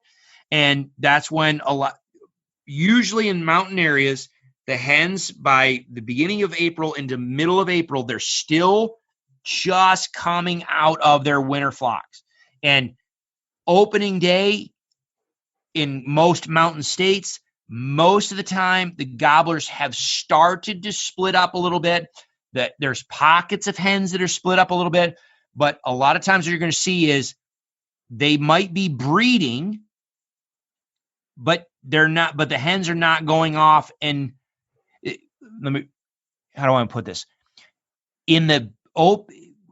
Usually about that opening week or 10 days of season, in general, it's all weather based, but in general, you have hens that are doing their own thing and the gobblers are locked down with them, and you're trying to catch up with maybe some periphery 2-year-olds.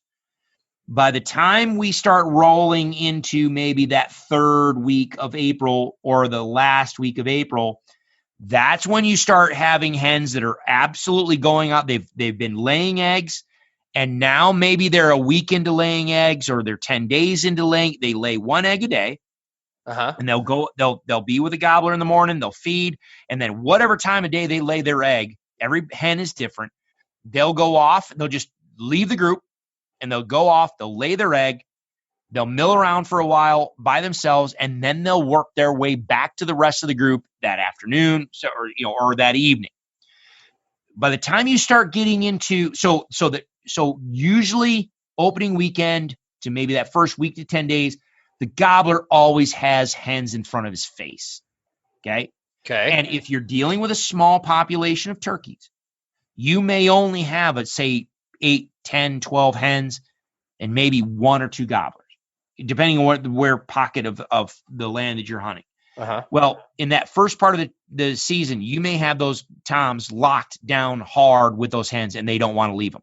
And so your calling strategies at that point, you need to call the entire flock to you, or at least get in their path where they normally want to go. And that's where, again, patterning, watching where they're going, where they fly down, what direction do they move off in, et cetera, all that comes into play. But in the beginning part of the season, the toms are oftentimes locked down with the hens. If you have those 2-year-olds that are, running from group to group to group to group, oh, that's awesome. That's the best case scenario. But and so and those ones are the ones that are those the ones responding to the clucks? Well, yeah, we can talk about hen vocalizations here in a minute. I mean, clucks are that's a specific vocalization. Yeah. All right. We'll circle back to that in a minute. Let's circle back to calling, because that's there's a lot of people that will try to pigeonhole vocalizations. Again, you're talking to somebody that, yeah. All right, let's circle back to vocalizations, because it throws that's another dynamic to it. Yeah. Let's just talk about the cycle, the behavioral cycle, real quick. So sounds good. By the time we start rolling into the end of April, and this was the time when I lived in Colorado, hunted in New Mexico. This is my sweet spot. I always went out opening weekend. Of course you do. But if I had to put money on when I was going to kill a bird, it was always the last part of April, because that's when you start getting those hens that are starting to get close to having a full clutch of eggs laid. And now they start going off. They may lay an egg and then disappear for the rest of the day, or that hen decides those 10 eggs that she laid, or those 14 eggs that she laid, that's all I need. And she starts going off and setting on that nest, and she starts to incubate it. Once she does that, she doesn't get off that nest. She'll get off of it periodically, but she doesn't come back to the rest of the group. She stays on the nest. So one by one, all of a sudden that gobbler starts losing his girls. He may have had eight hens with him every day, and then Wednesday he wakes up and Margaret walks off, and Margaret never comes back. So he's down to 7. And the next day, 2 of them leave. Now he's down to 5. And the next day, 3 of them leave, and now he's down to 2. He's like, what the hell's happening? My girls are leaving me. And in the afternoon, when those hens go off to lay that egg, all of a sudden now they've left him. He's by himself. And so he's like, well, shoot, I got some time. I'll go chase another hen sound that I hear out there on the landscape. So you start getting that end of April can be a magical time to find gobblers out cruising. Now, in the morning, they might be locked down with hens, but during the middle part of the day, in the afternoon, they may be by themselves and trying to gather hens, and they might be a hell of a lot more responsive to calling, and they might be a little bit more willing to go seek you out. Go investigate a little bit, yeah. Yeah. If you're within their again, it's just like elk hunting. If you're within that zone, if you're within a couple hundred yards of where they might come over and check you out. And then once all of his hens go off and sit, and he's without a hen for a day or two, and he realizes, oh crap, that's when you all of a sudden see that second peak gobbling activity, where all of a sudden those gobblers get desperate and they're like, holy hell. And you start using hen sounds, and my gosh, that beginning of May, the first part of May can be just phenomenal at picking up gobblers that are now by themselves, they're looking for those last remnant hens that are out there ready to breed. Okay. So just kind of as a recap, super quick. So mid-March, towards the end of March, they're coming out of those bachelor flocks, joining the hens, and then coming into April, that's when they are kind of latching onto those hen groups, those hen flocks, and the other gobblers are kind of circling around like a bunch of satellite bulls. Yep. And then the hens start laying eggs, and once they've determined they've laid enough egg, they're going to start nesting, and that gobbler will lose that turkey, and his flocks start shrinking down, and then he'll start going into the end of April, beginning of May, start cruising a lot more, looking for more hens. Did I get that right? Pretty darn good. Now, obviously, it's going to be plus or minus. Oh, sure. Yeah. It depends on the habitat. It depends on the weather. So if you have real cold, wet, snowy weather early on, okay, that's going to keep them flocked up a little bit longer. If you have in early spring and it really warms up and starts greening up early, well, obviously it's going to pull that whole. They respond very well to, just like elk. Photo period is going to trigger when they are going to start cycling into their breeding and laying eggs. However, it can move a little bit based on the conditions. So if you've got a warm spring that early, greens up early and everything starts rocking and roll early, okay, so then maybe you look at it and say, okay, maybe the behavioral cycle is a little early. Or if it's cold and just nasty and whatever, right on, in Colorado, it's always a cliche. It's funny, cliches are a cliche because they're actually factual most of the time. So in Colorado, it's like not even remotely out of the probability that you're going to hunt turkeys on opening weekend in the snow. It's either going to be snowing on you April 14th, 15th, somewhere around there, or you got 2 feet of snow on April 12th. You know what I mean? That's the same thing up here. Yeah, you're sure. going to hunt turkeys opening weekend in the snow. Now, some years no, some years not. If in some areas in southern Colorado or northern New Mexico, maybe it's nicer versus northern Colorado and southern Wyoming. It's a little bit, it's all dependent on where they're hunting and the environments they're in. But in general, that is the general cycle for those birds. Okay, cool. No, that's super helpful for a guy that doesn't know anything about turkeys. I hope that, yeah. So now we've got this cycle. Let's back up just a minute. About when is the breeding season wrapped up? When is it? The toms start going back to their bachelor groups. The hens are going off with the jakes or sticking with the nest, I guess. Once all those hens go off and nest, it's all over with. Well, you'll see several days of a flurry of desperate activity of those gobblers. Now, this is where, again, the most annoying thing about talking with a scientist or a biologist is when you ask them the question, the first thing that out of their mouth they say, well, it depends. Yeah. So it depends. If you are in a situation, and this is one thing that I talk about on the elk module, understanding river bottom Rios, or an elk module, turkey module on the website. If you can, all right, not all turkey habitats are equal in their productivity, meaning not all turkey habitats have the same type of turkey population. Mm-hmm. You can have some areas that are open to turkey hunting that have lots of birds because the habitats are very productive. Conversely, you can be in habitats that have a turkey season where the habitats are not very productive. And you may have these small, isolated pockets of birds. In those situations where you have these small pockets of birds, because it's a small pocket of birds, oftentimes that means there's not a lot of mixing of other birds. The population is the population. Let's just say in this population, there's 50 birds, period, end of discussion. Well, that breeding pulse, when the hens come into cycle, the hens start laying, okay, they're going to lay anywhere between 12, 14, again, they're going to lay one egg a day, anywhere between 10 and 14 eggs. Some will do more, some will do less, but roughly speaking, 10 days to 2 weeks of active laying is where the hens are going to be as far as laying the eggs. Once they get done laying their clutch, that's when they set on them. Now, if you're in a small population, that pulse of when hens are available to breed and when hens are with the gobblers is going to be very concise. There's no other birds around. Okay, so all those birds get bred. Well, they're bred. They're done. That's what it is. It's done. Yeah.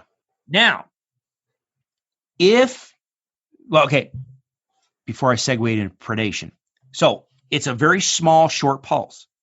However, in a population where in a habitat, a very productive habitat where you have a much larger population, the more birds you have, obviously that bell-shaped curve of breeding activity is going to be bigger. You can have a little bit longer of a breeding pulse, number one. Number two, because the population is bigger, the birds in that population become accustomed to new birds coming and going in and out of their sphere of activity. So they, maybe this group of birds works these 3 particular ridges, but 5 ridges, 10 ridges over, here's another group of birds that are, using those ridges. Well, you'll have birds crossing back and forth, just moving in and out.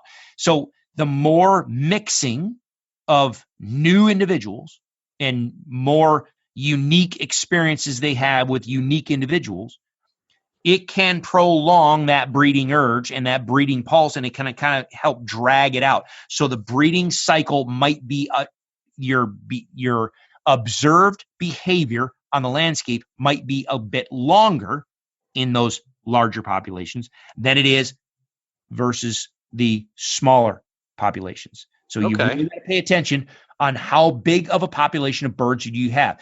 Is it a big population? Is there a lot of mixing? Okay, in general, in my mind, then I'll probably have some time throughout the extent of whatever the state regulated season is.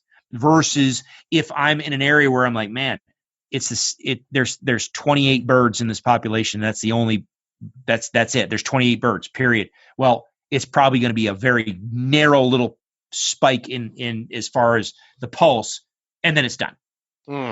Now, the caveat with that is nest predation. So if a hen goes and lays a nest, it has, lays a clutch of eggs, starts to, whether she lays the clutch of eggs and starts or doesn't start, it doesn't matter. If she's laying the clutch of eggs and she has not hatched those eggs yet, and a raccoon or a skunk or a coyote comes in, raids the entire nest, eats all the eggs. She did not hatch those eggs. She's going to walk up to her nest and go, shit, time to start over. And so she will go back and she will find a gobbler and she'll breed. Well, guess what? Now we're back on the 10-day, maybe 8-day, 10-day, 12, 14-day cycle of her breeding and laying a clutch of eggs. Now, I understand, biologists out there listening to it. Yes, a hen can breed one time with one tom, and she will partition that sperm, and she can actually hold on to that tom sperm and fertilize all eggs in her clutch. Yeah. Behaviorally, however, usually she doesn't. If she has the opportunity to go back and breed again, she will. If she has the opportunity to go breed with another tom, she will. There has been research to show that one clutch of eggs might have 3 or 4 different fathers. Okay? Yeah. So if she did not hatch those eggs, she will try to renest. And she can do that several times. Even in my area, literally a couple years ago, it takes about 10 days for a turkey poult. 10 days, so a turkey poult hatches out of the egg. It takes them about 10 days of development to get the wing feathers and the strength enough for them to flutter up into low-lying branches and scramble up into shrubs and low-lying trees. Okay, about 10 days. I was getting ready for planting food plots out here at the end of August and came across a brood that the poults were just barely able to flutter up in the bottom of the branches. So that means they hatched middle of August, which means she finally set on her eggs about a month before that. So middle of July. So it takes about a month to hatch these eggs. Is big. Yeah, about 28 days roughly. So, which means she started laying that clutch at the beginning of July. Mm-hmm. So she was breeding from end of March out here anyway, end of March, beginning of April, all the way through July, trying to get she just kept losing her clutch. Out here where I live, raccoons are in just their plague proportions right now. So if you are in an area that has high predation of nests, you can see where those hens will constantly cycle back to the toms to try to breed, to re-nest. That will extend the gobbling and receptiveness of those toms long into the season. However, if you're in an area that does not have a lot of nest predators, or the habitat is good enough where the bulk of the hens have the ability to nest in a place where the predators don't find them, and they don't have to re-nest, they successfully hatch their clutch on the first go, you can have a very short pulse in a short window where 3-4 days, maybe a week after all the hens have gone, that gobbler's running the country, gobbling his head off.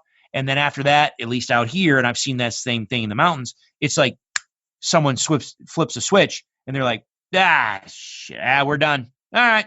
Yeah. And all of a sudden, one day they're gobbling and strutting.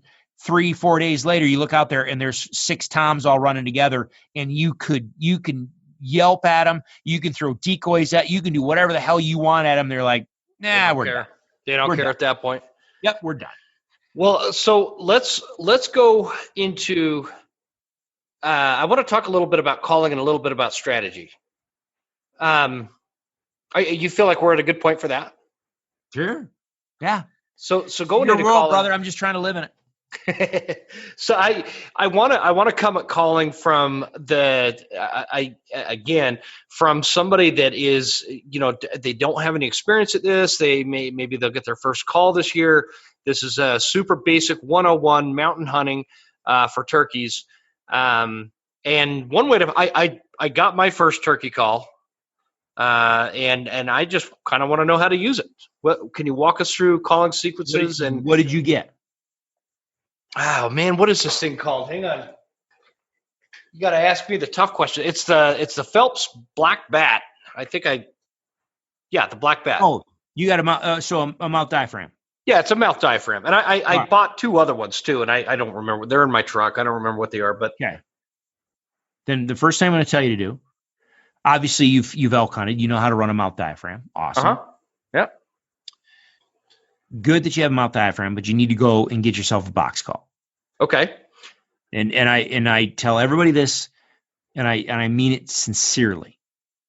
And there's a number of reasons for it, but everybody that's just getting started in turkey hunting needs a good box call. I've heard that before, Chris, and I think the reason why I got the diaphragm is because, like you said, A, I'm super familiar with them with elk hunting, and B, I have that thing from elk hunting where I want my hands free. I want a diaphragm in my mouth so I can pull the bow. Yeah. So is that not the case with turkey? Oh, so you're going to go out okay, hold on, let's just pump the brakes a minute here. Yeah, so, we did. Yeah, I told you I don't know much about this turkey hunt. So you're going to go on your first turkey hunt and you're going to do it with a bow.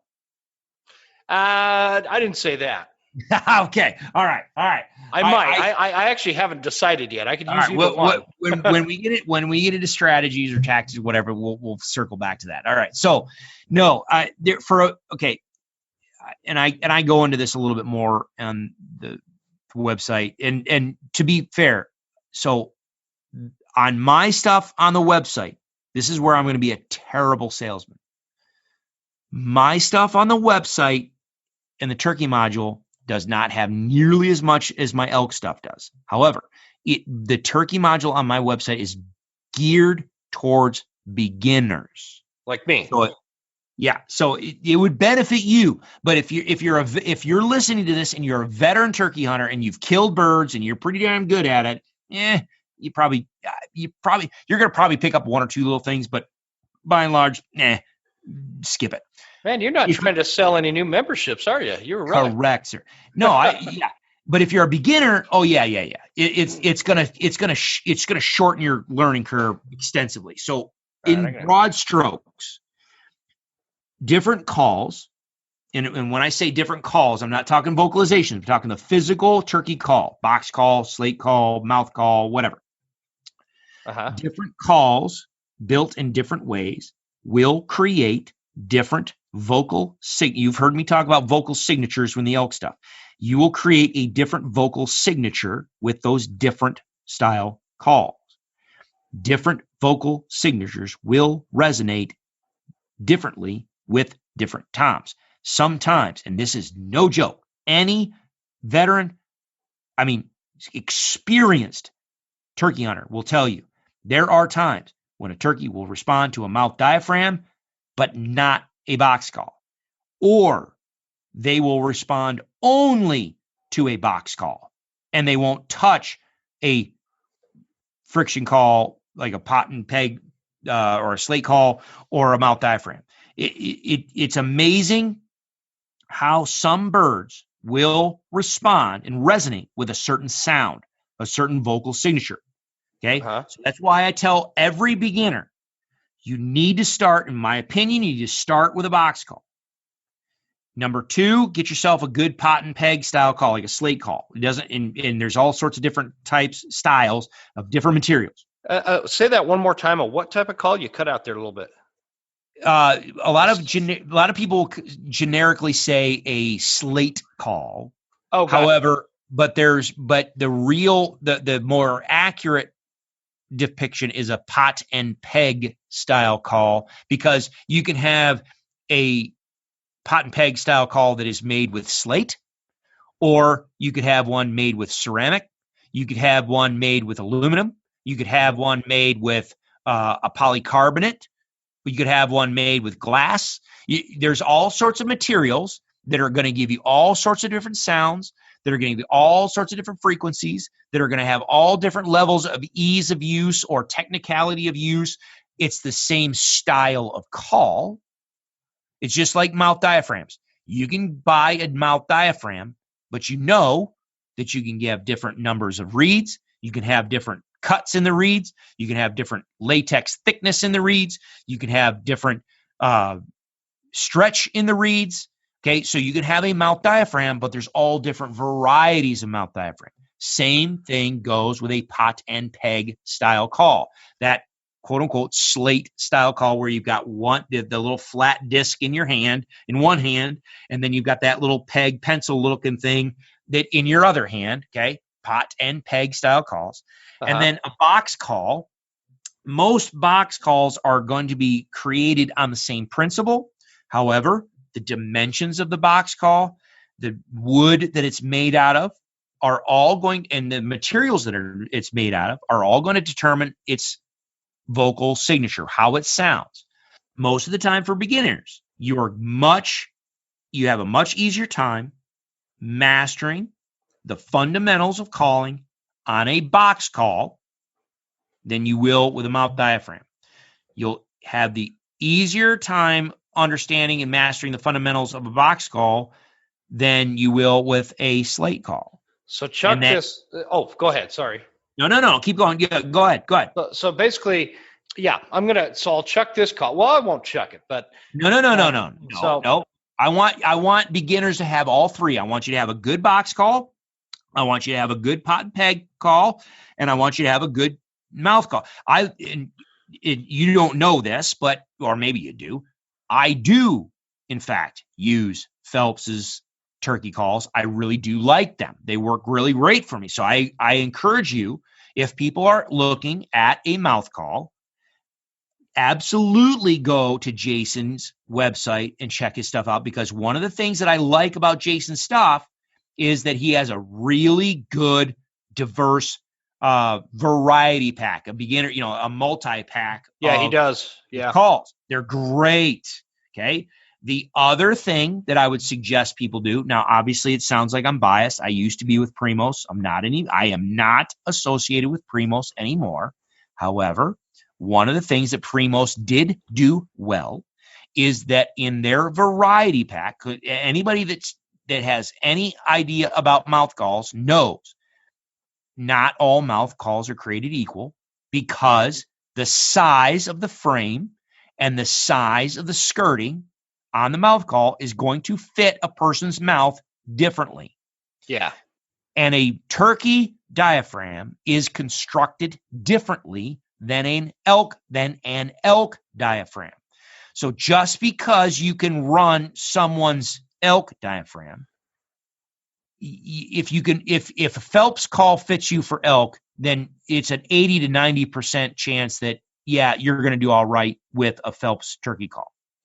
However, they're built a little different, and you're going to be running them a little bit different. So it doesn't hurt to try different sizes and different styles. That is one thing that Primos does very well. They have multiple different styles, and they have multiple different sizes, and they sell those in a multi-pack to where if you're the beginner, you can buy one pack, and it might have a mini, it might have a dome, and then it might have just your regular Joe Schmedley type of call.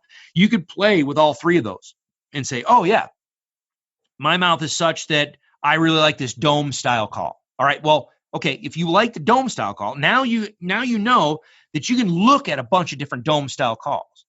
Or conversely, you might put a dome style call in your mouth that has the dome of the reed, and you may be like, I can't stand this thing. All right, well, good. Okay, good that you know that. There's a pile of other calls out there that you mouth diaphragms you can buy that don't have that dome. Or maybe you need a bigger frame, or maybe you need the mini frame. If you try different ones, it's like putting on a set of boots or sneakers. Find the one that fits your mouth that you are comfortable running. Then on that style of mouth call, you can start to play with different numbers of reeds, different reed thicknesses, different cuts in the reed, different stretches. You can play with all sorts of the different variations of that style of call that you can use. But to start, we have because we use our hands daily. People have a much easier time learning how to run a box call with their hands than they do maybe running a mouth call with their tongue in their mouth. So, well, I'll go grab one of those tomorrow. I didn't really, And again, I know it's going to sound biased. However, I would recommend people look at and most calls nowadays are sold in these clamshell packaging. If you look at the clamshell plastic packaging, sometimes they may be stapled on the side, but you can open them. I absolutely will go into a Sportsman's Warehouse, Cabela's, or Big R Sporting Goods. But it doesn't matter. Wherever you get your hunting calls or whatever, you can order online if you want. But if you're going to go and physically buy it at a store, open the dang thing up and run it, and run it and see what it sounds like, and if someone in the store knows what they're doing, see what they think about it, because all calls are going to sound differently. But with that being said, I think one of the best beginner calls out there from a box call standpoint is the Primos box cutter. It's a single side. You can get a single sided box call, and and I go through that on the website of why a single side can really be beneficial for a beginner. But it's a single sided box call. But the beautiful thing about it is they're cheap.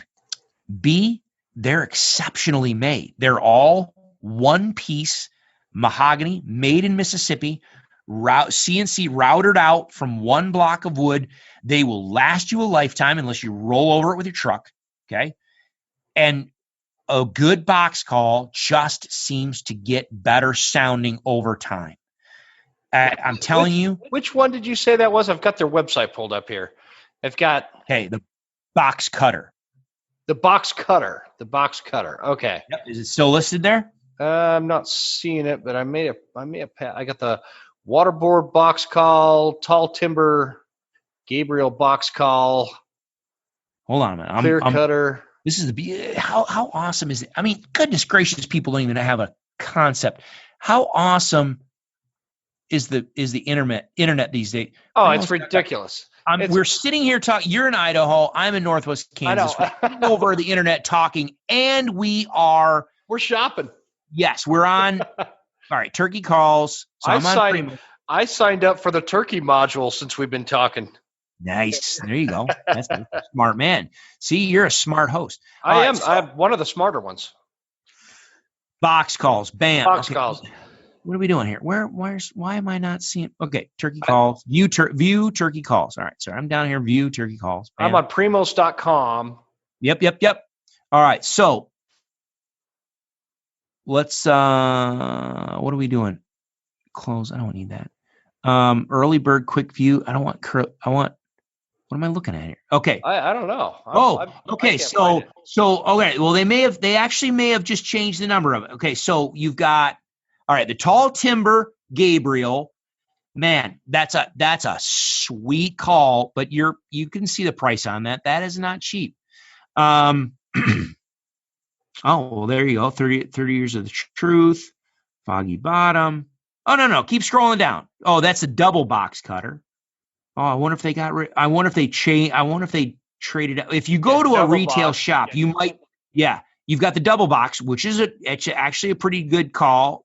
Now, understand, online they're going to be more expensive because Primos does want people to go to the retail shops to buy these. So what the price you see on primos.com is going to be more expensive than what you'll find at, say, like a Sportsman's Warehouse or a Cabela's or a Bass Pro or something like that, because Primos wants people to go to those retailers.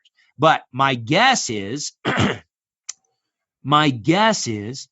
the clear cutter box call. You see that one there? Yep. Okay, the clear cutter looks like it is absolute spitting image with a minor alteration on design. The clear cutter box call is essentially what I'm talking about, the box cutter. Okay. On primos.com, it's listed for $41. My guess is if you go to a retail shop, you'll find that somewhere in the high 20s to mid 30s. Yeah. All right? Yeah, I would agree with that. Yeah. Okay. For sure. So we got that down. I would look at that one. And then let's go ahead. And then getting into using these calls. All right. When are you using calls? Walk us through when are we looking at using calls and what and so when you say always, what call are you talking? So 90% of the time, and I'm dead serious, and that's why I wanted to pump the brakes when you talked about clucks. I don't care if I'm talking about my Rios here in Kansas. I don't care if I'm talking about Easterns in New England. I don't care if I'm or Washington State for that matter. I don't care if I'm guiding when I went down with Jay and guided Gould's turkeys down in Mexico. Oh, but that was a ball. Oh my gosh, those birds are insane. They're awesome. 90+% of the time, I have to admit that probably 95% of my calling is Yelps. Okay. Can you just demonstrate what a Yelp is? Do you have a call there? Yeah. Okay. Yeah, it was picking up good at first, and then it kind of cut out. So you guys, that's why I was going to say normally I don't like calling on these on these type of podcasts because the audio just oftentimes, just the way it is, the volume, oftentimes the audio just turns to shit. So let's just talk principles. All right. Yep. So, and I have this on the website, but I know that people can find this other places as well. The main thing to understand about a Yelp is the Yelp from a turkey is used the most ubiquitously, the most commonly of all the vocalizations when we're talking about vocalizations that are broadcast over long distance. All right. So if a turkey is trying to find other birds, she's trying to call the flock to her. She's trying, if she's when she's vocalizing out loud, calling to other birds, most of the time, in general, it's going to be the yelp. And so that vocalization is the one that I think most people need to understand and perfect before they try to get fancy and start doing it. So if you start going from a yelp, then the next one is probably going to be the cluck. But then you'll hear people say, oh, I want to learn to cut or double cut or, purrs and all the, okay, you can die. The wild turkey from a animal behavior, vocalization, communication standpoint, the wild turkey is one of the most vocal birds on the planet, meaning it has one of the most diverse vocalizations. I don't even remember. I think it's in the high 20s as far as the different unique vocalizations turkeys have when communicating within the flock. However, the vast majority of them are very, very quiet, and they are done between hens and their poults, and hens with other hens in close proximity, so you never even hear them. They have extremely diverse vocalization or vocabulary. But the ones that you hear on the landscape and the ones that are most productive out in the turkey woods are only a handful. Yelps, clucks, maybe a little cutting, maybe a little purring. And different regions of the United States are going to disagree on and different subspecies of turkeys are going to disagree on which ones play more importantly. It's the exact same reason why when we talk about elk hunting, some people say, well, oh yeah, you never want to bugle or you never want to call. If you're in an area that has wolves for elk, you're going to need to be damn right strategic and careful with your calling. Yeah. Because the elk are educated and they know you don't open your damn mouth. Mm-hmm. Okay. Well, if you're in Mississippi hunting heavily pressured easterns, you're going to know that you go out there and start flapping your gums on you. Yop, yop, yop, yop, yop, yop. Those birds are like, gone. We're out. To where a lot of those guys are going to say, oh, no. Clucks and purrs. And that's all you need to do. Excuse me. Yeah. No worries. I'm just getting over a cold. I've been coughing through this whole thing. So I've had this dry, annoying cough for the past couple months now. I'm hoping to get rid of it, but so it depends on where you are and depends on the pressure of the birds that you're in. People always say, "Oh, the hardest bird to kill is an eastern gobbler." Wrong. The hardest bird to kill is a bird that's been pressured, a bird that's been educated. Yeah. I've been in areas where I've hunted Merriams, and they have been the absolute bane of my turkey hunting existence. They have just absolutely schooled me 8 ways from Sunday. I've had Rio Grande turkeys absolutely make me look foolish. And then I've had Easterns just run stumbling over top of me. Okay. So it depends on the birds in the population you're hunting and how pressured they are, how used to calling they are. All right. Uh-huh. Any educated animal is going to be an educated animal. It's going to be trickier. It doesn't matter if you're talking predator hunting, waterfowl hunting, elk hunting. It doesn't matter. How educated are they to what you're trying to do? So in general, that's why I say if you use yelps are the most common vocalization turkeys are going to use in the woods, calling from one group to another. And what are they communicating when you say yelps? They're doing yelps. They're trying to make where are you? I'm over here. Let's get together. Okay, so similar to like a locator bugle or just a random. Yeah. Okay. Yeah. Okay. So or lost muse. Okay. Uh-huh. Where are you? And then depending on the inflection and how many they do back to back, it could be, where are you? Why I want you here. We are over here. I'm going to use the term assembly call with the caveat for you educated turkey nuts. I know there's actually a physical vocalization called an assembly call. That's not a yelp. Okay. But regardless, for the general layperson, a yelp is used for when birds want, where are you? I want you in my location. Let's get together. Okay. Gotcha. You're going to have some hens that'll be like, no, hell no. I'm the boss. You're coming to me. And if and you said you signed up. So if you get on the website there and you start going through it, you're going to hear me talk about the low and slow versus the high pitched and fast versions of the Yelp. Yep. That absolutely changes the connotation of what that hen. So you'll hear big, older, mature hens do a series of yelps, what I call that low and slow. Low and slow, where you hear them just yow, yow, yow, yow, yow, yow, yow. All right. Okay. Versus, and that oftentimes means I'm the dominant bird. I'm over here. I'm not going anywhere. I want you to come to me. And so that's going to be in the foundation module here. Yeah. Understanding using. Yeah. Yep.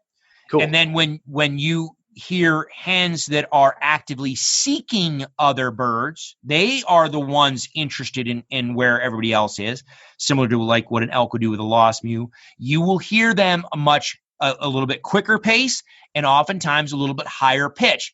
Yow, yow, yow, yow, yow, yow, yow, yow, yow, yow, yow. All right. Yep. So how you execute the yelp can change the perceived connotation of what you're indicating, but the yelp still is the powerhouse, the workhorse of your calling repertoire.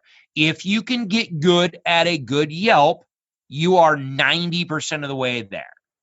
95% of the way, in my opinion, 95% of the way there. Would it be kind of a fair statement to say if you're fairly good, decent at making Yelp sound, that that's really the only vocalization you would need to know to get started into turkey hunting and get out there and get a turkey on the ground? Could you be? I kill, and okay, when I say I kill, my clients and I am usually responsible for the death of several dozen birds a year. Mm-hmm. Okay. 98%, 99% of the calling that I do is yelps. Okay. And this is between Rios in Kansas, Merriam's in Colorado and New Mexico, and Gould's in Old Mexico. Gotcha. And none of that changes hunting the Western mountain range with these Merriams up here, right? Nothing. So they're similar in another way with elk, because there's not a lot of difference between the Roosevelt versus Rocky Mountain versus correct. The Their vocalizations. Now they may have it's just like humans. The English, okay, in the American version of the English language, in the United States we all speak English. Mm-hmm. But you go to the backwoods of Tennessee, or you go to the backwoods of Arkansas, you're going to have to concentrate a little bit when they start putting the southern drawl in stuff, and they start dragging their R's, and they're just talking about back down and hollers and such. And then but okay, it's the English language, but they put their flavor on it. All right. Yep. The same thing is going to go for different subspecies of turkeys. They're going to have their flavor on it. A Rio gobbler is going to sound different than a Merriam's gobbler, is going to sound different than an Eastern, etc. But the fundamentals of the vocalization and the meaning are the same. Cool. I like that. I can work with that. Let's see. If you and from there, if you need and want to try to go beyond that, you'll hear people talk about clucks. Cluck is an exquisite. Again, if you've been there in the elk module, I talk about different intensities of calls. So level 1, level 2, level 3 intensity. So low level intensity, medium level intensity. Level 3 is a high level intensity. A cluck, if it's 1 or 2 here at a time, can be a low level intensity, just inquisitive, curious vocalization. Where are you? What's going on? I'm curious about what's going on. I'm interested in what's going on.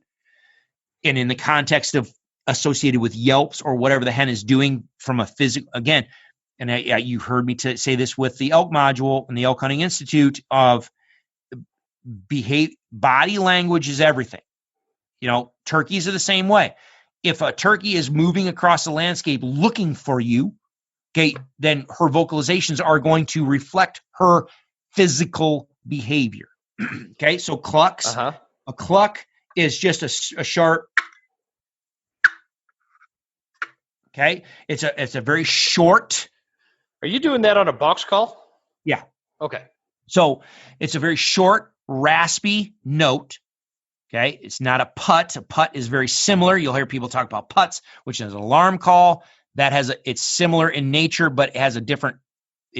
Putts oftentimes have a little, almost like a bird-like sound to them, and Mm-hmm. they're a little bit higher pitch, a little bit faster paced. Oftentimes, a cluck has a very raspy front and a very clear, raspy back. Okay, that's a curiosity vocalization, but it can be very low intensity, or they can start stringing them together quickly, randomly, aggressively, which leads into what people call cutting.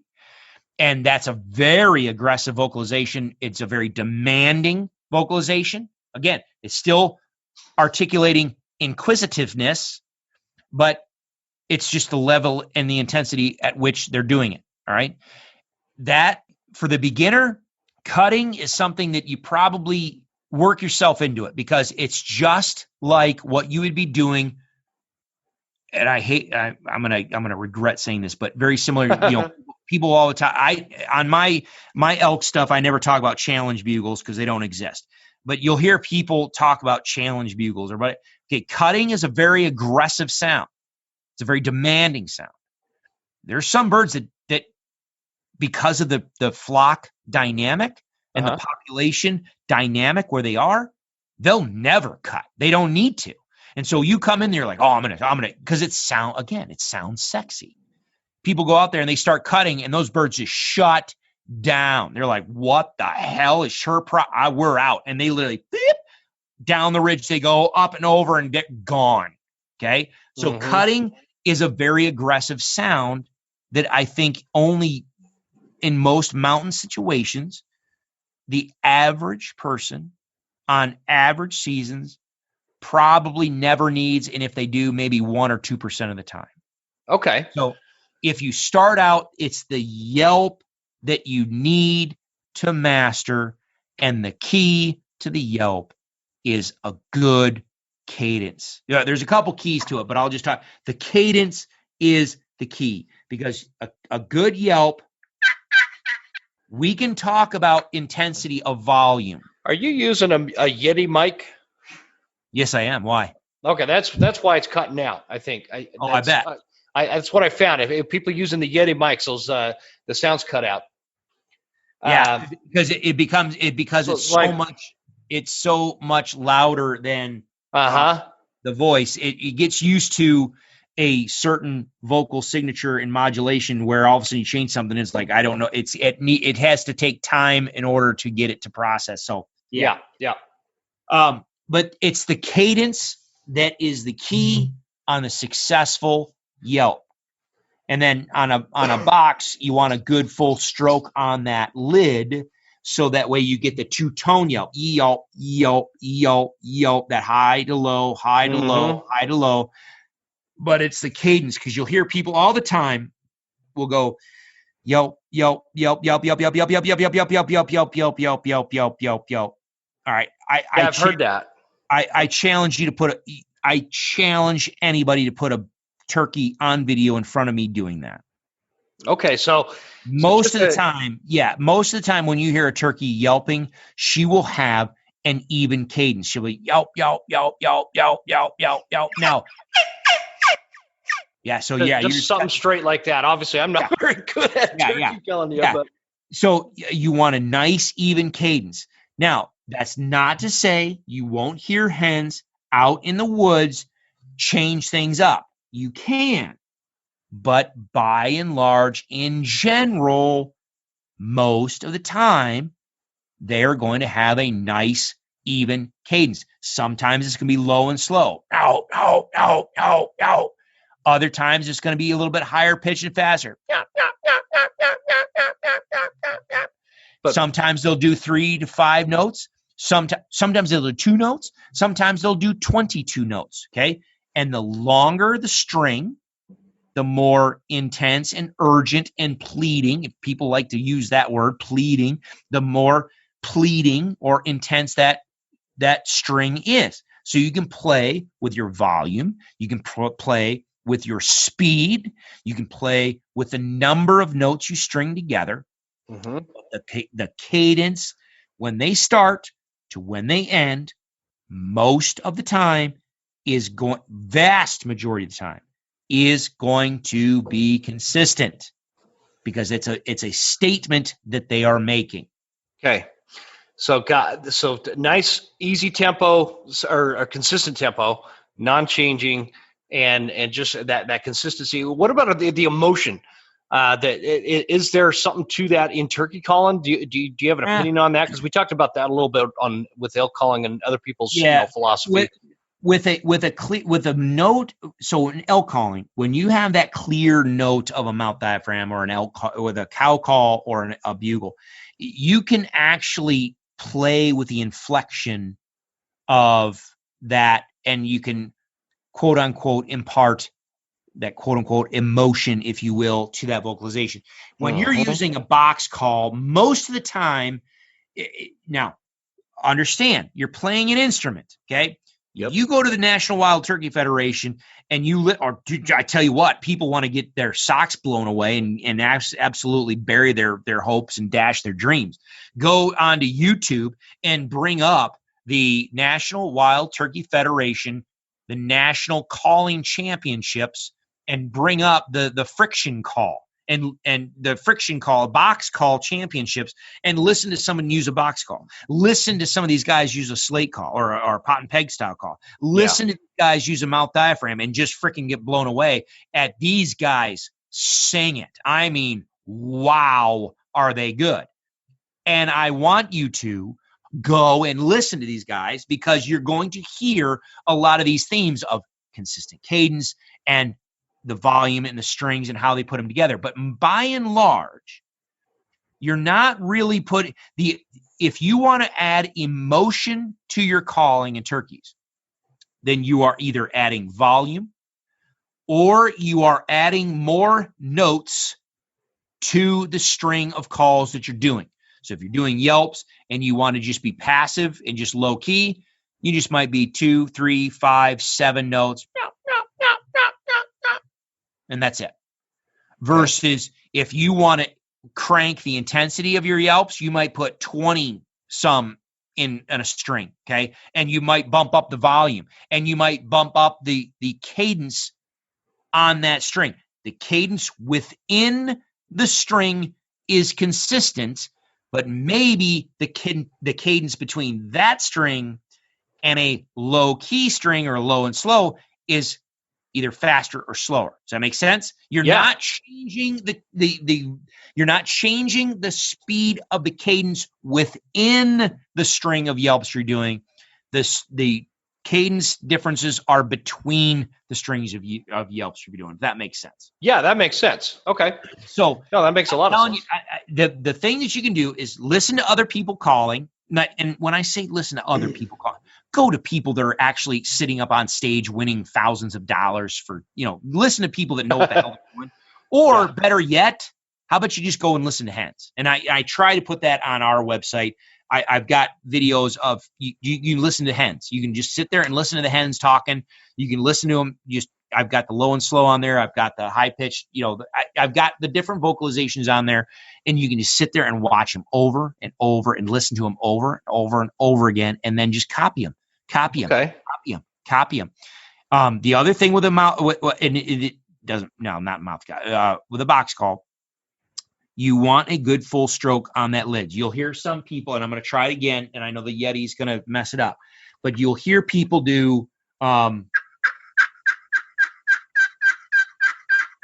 this real short, choppy, where it's just this bop, bop, bop, bop, bop, bop, bop, bop, bop. Yeah, that picked it up pretty good that time. Yeah, I did it super loud or super soft, as soft as I could do it. Gotcha. Okay.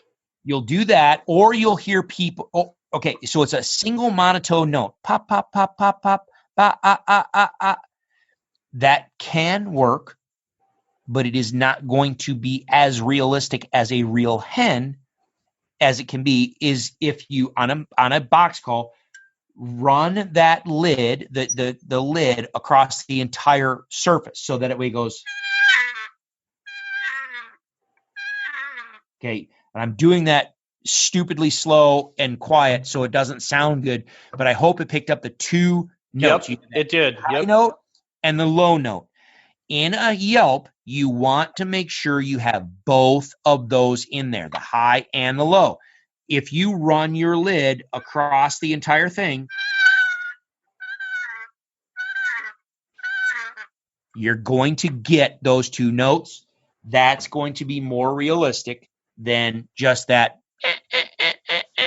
All right. Okay. But you'll see in the module I have a lesson just nothing but box calls.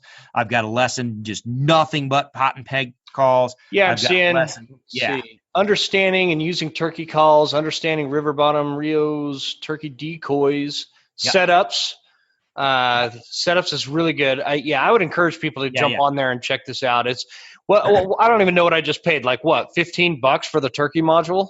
Yeah, stupidly cheap. It's stupid cheap. And the point part. Okay, so what we just and that was a good distinction, and you didn't even know that you brought it up. So you'll hear I've got the one on turkey calls, and then I got one on decoy setups. But you saw there I said understanding river bottom reels. Okay, so the only reason why I pulled apart Rio Grandes from Merriam's is because of the habitats that they're in are just are different, and the behavior of that bird is much more gregarious and migratory than say other birds. Now Merriam's are migratory and they'll go up and down the mountain just like elk do. They're going to go to their winter ranges. They're going to go to their spring ranges. But when you look at Rio Grande turkeys in the river bottoms, it's just crazy on what they'll move and how they'll move and the different, just drastically different habitats that Rios will live in. So that's why I carved out the Rio Grande portion. Now, people have asked me in the past to talk about Merriam's. I probably should put together a lesson just on Merriam's. I probably really should. However, Merriam's are they're a little bit easier to deal with because all you're dealing with is elevate. You just follow the green up. You follow the snow line and follow the green up in good turkey habitats. All right. Okay. Now, I do have a video in there, and you can watch it even on YouTube where I've got some of my hunts that are Merriam's turkeys. In there, I do talk about my setups, or not so much my setups, but more importantly, how I'm going about listening in those mountainous landscapes, how I'm roosting birds, how I'm locating birds, and then I go out there and set up the next day. And I do have those videos on there that you can pick apart. But the reason why the Rio Grande one had its own discussion is just because of the habitats that they are in are so dramatically different from one end of the spectrum to the other, just within the Rio Grande habitats. So gotcha. But the setup discussion, the decoy discussion, all that, absolutely perfect fit for Merriam's. Everything that I talk about. So Merriam's turkeys are very, very similar to Gould's turkeys in appearance and behavior. Gould's turkeys are mountain birds. Merriam's are mountain birds. Gould's are just a different subspecies, and they are down in the farther southern reaches down in Arizona and in Mexico. But they're a very, very similar behaving bird. So everything that is in that module that you're looking at right now is literally everything I do down in Mexico for Gould's turkeys. So it's super applicable to any kind of Western hunting. Doesn't matter. It doesn't matter. It doesn't matter if you were hunting in Tennessee. I'd tell you, just listen to the stuff and do it, because that's what I kill out here where we kill birds. We kill a lot of birds. Turkey hunting is a passion. I'm good at it. I've killed a lot of birds. And what I put on that is exactly how I go about I'm excited to go through it. Yeah, because my passion for turkey hunting is growing. So I'm pretty excited. I'm just gonna tell you right now, you're screwed.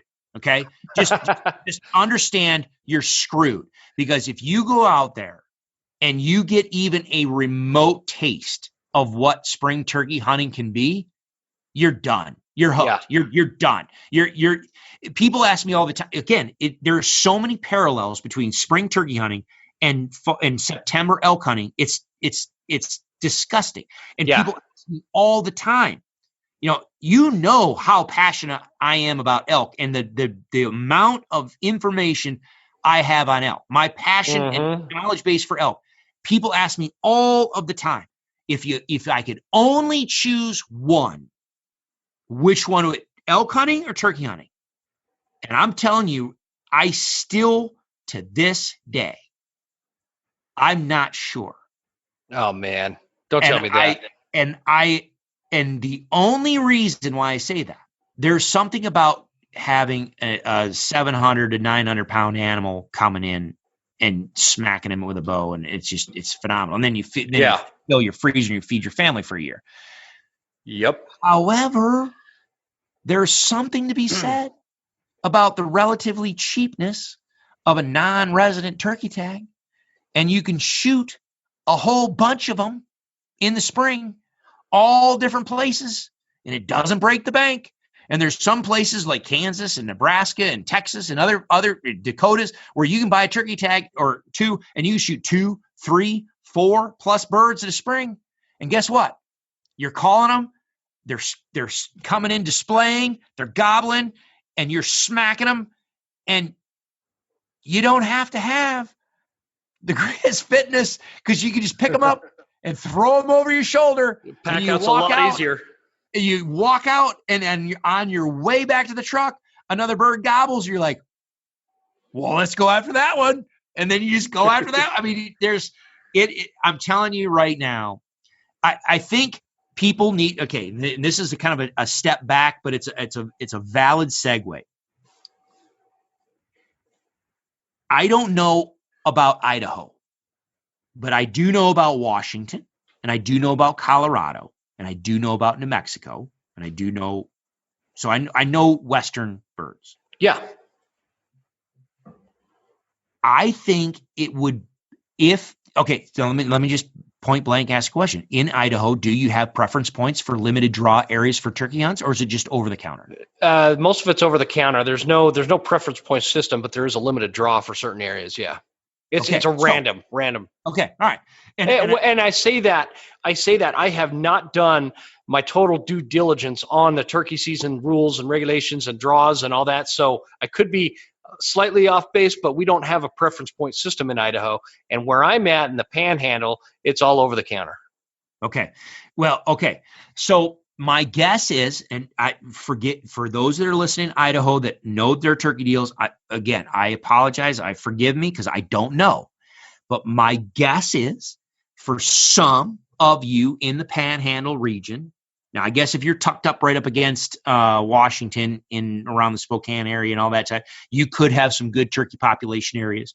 But by and large, there's going to be some areas that you might want to strike out into and turkey hunt in, where the population is really, really low and your hunter pressure is high. And so you might struggle, and it may just not seem, quote unquote, worth it. You know what I mean? You may be like, this sucks. I'm not hearing anything. I'm not seeing anything. Blah, blah. Okay. Well, that's just like elk hunting. All right. Doesn't mean that they're not there. Folks that want to get involved with turkey hunting.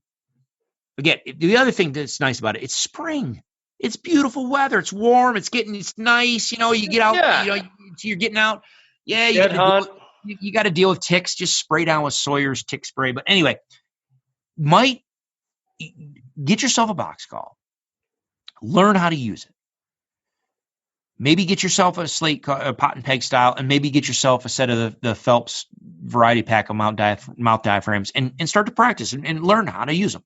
But don't overlook the fact of, do some research, figure out in your state, wherever you're going, where is the best population of birds? Where is the highest population concentration in your state.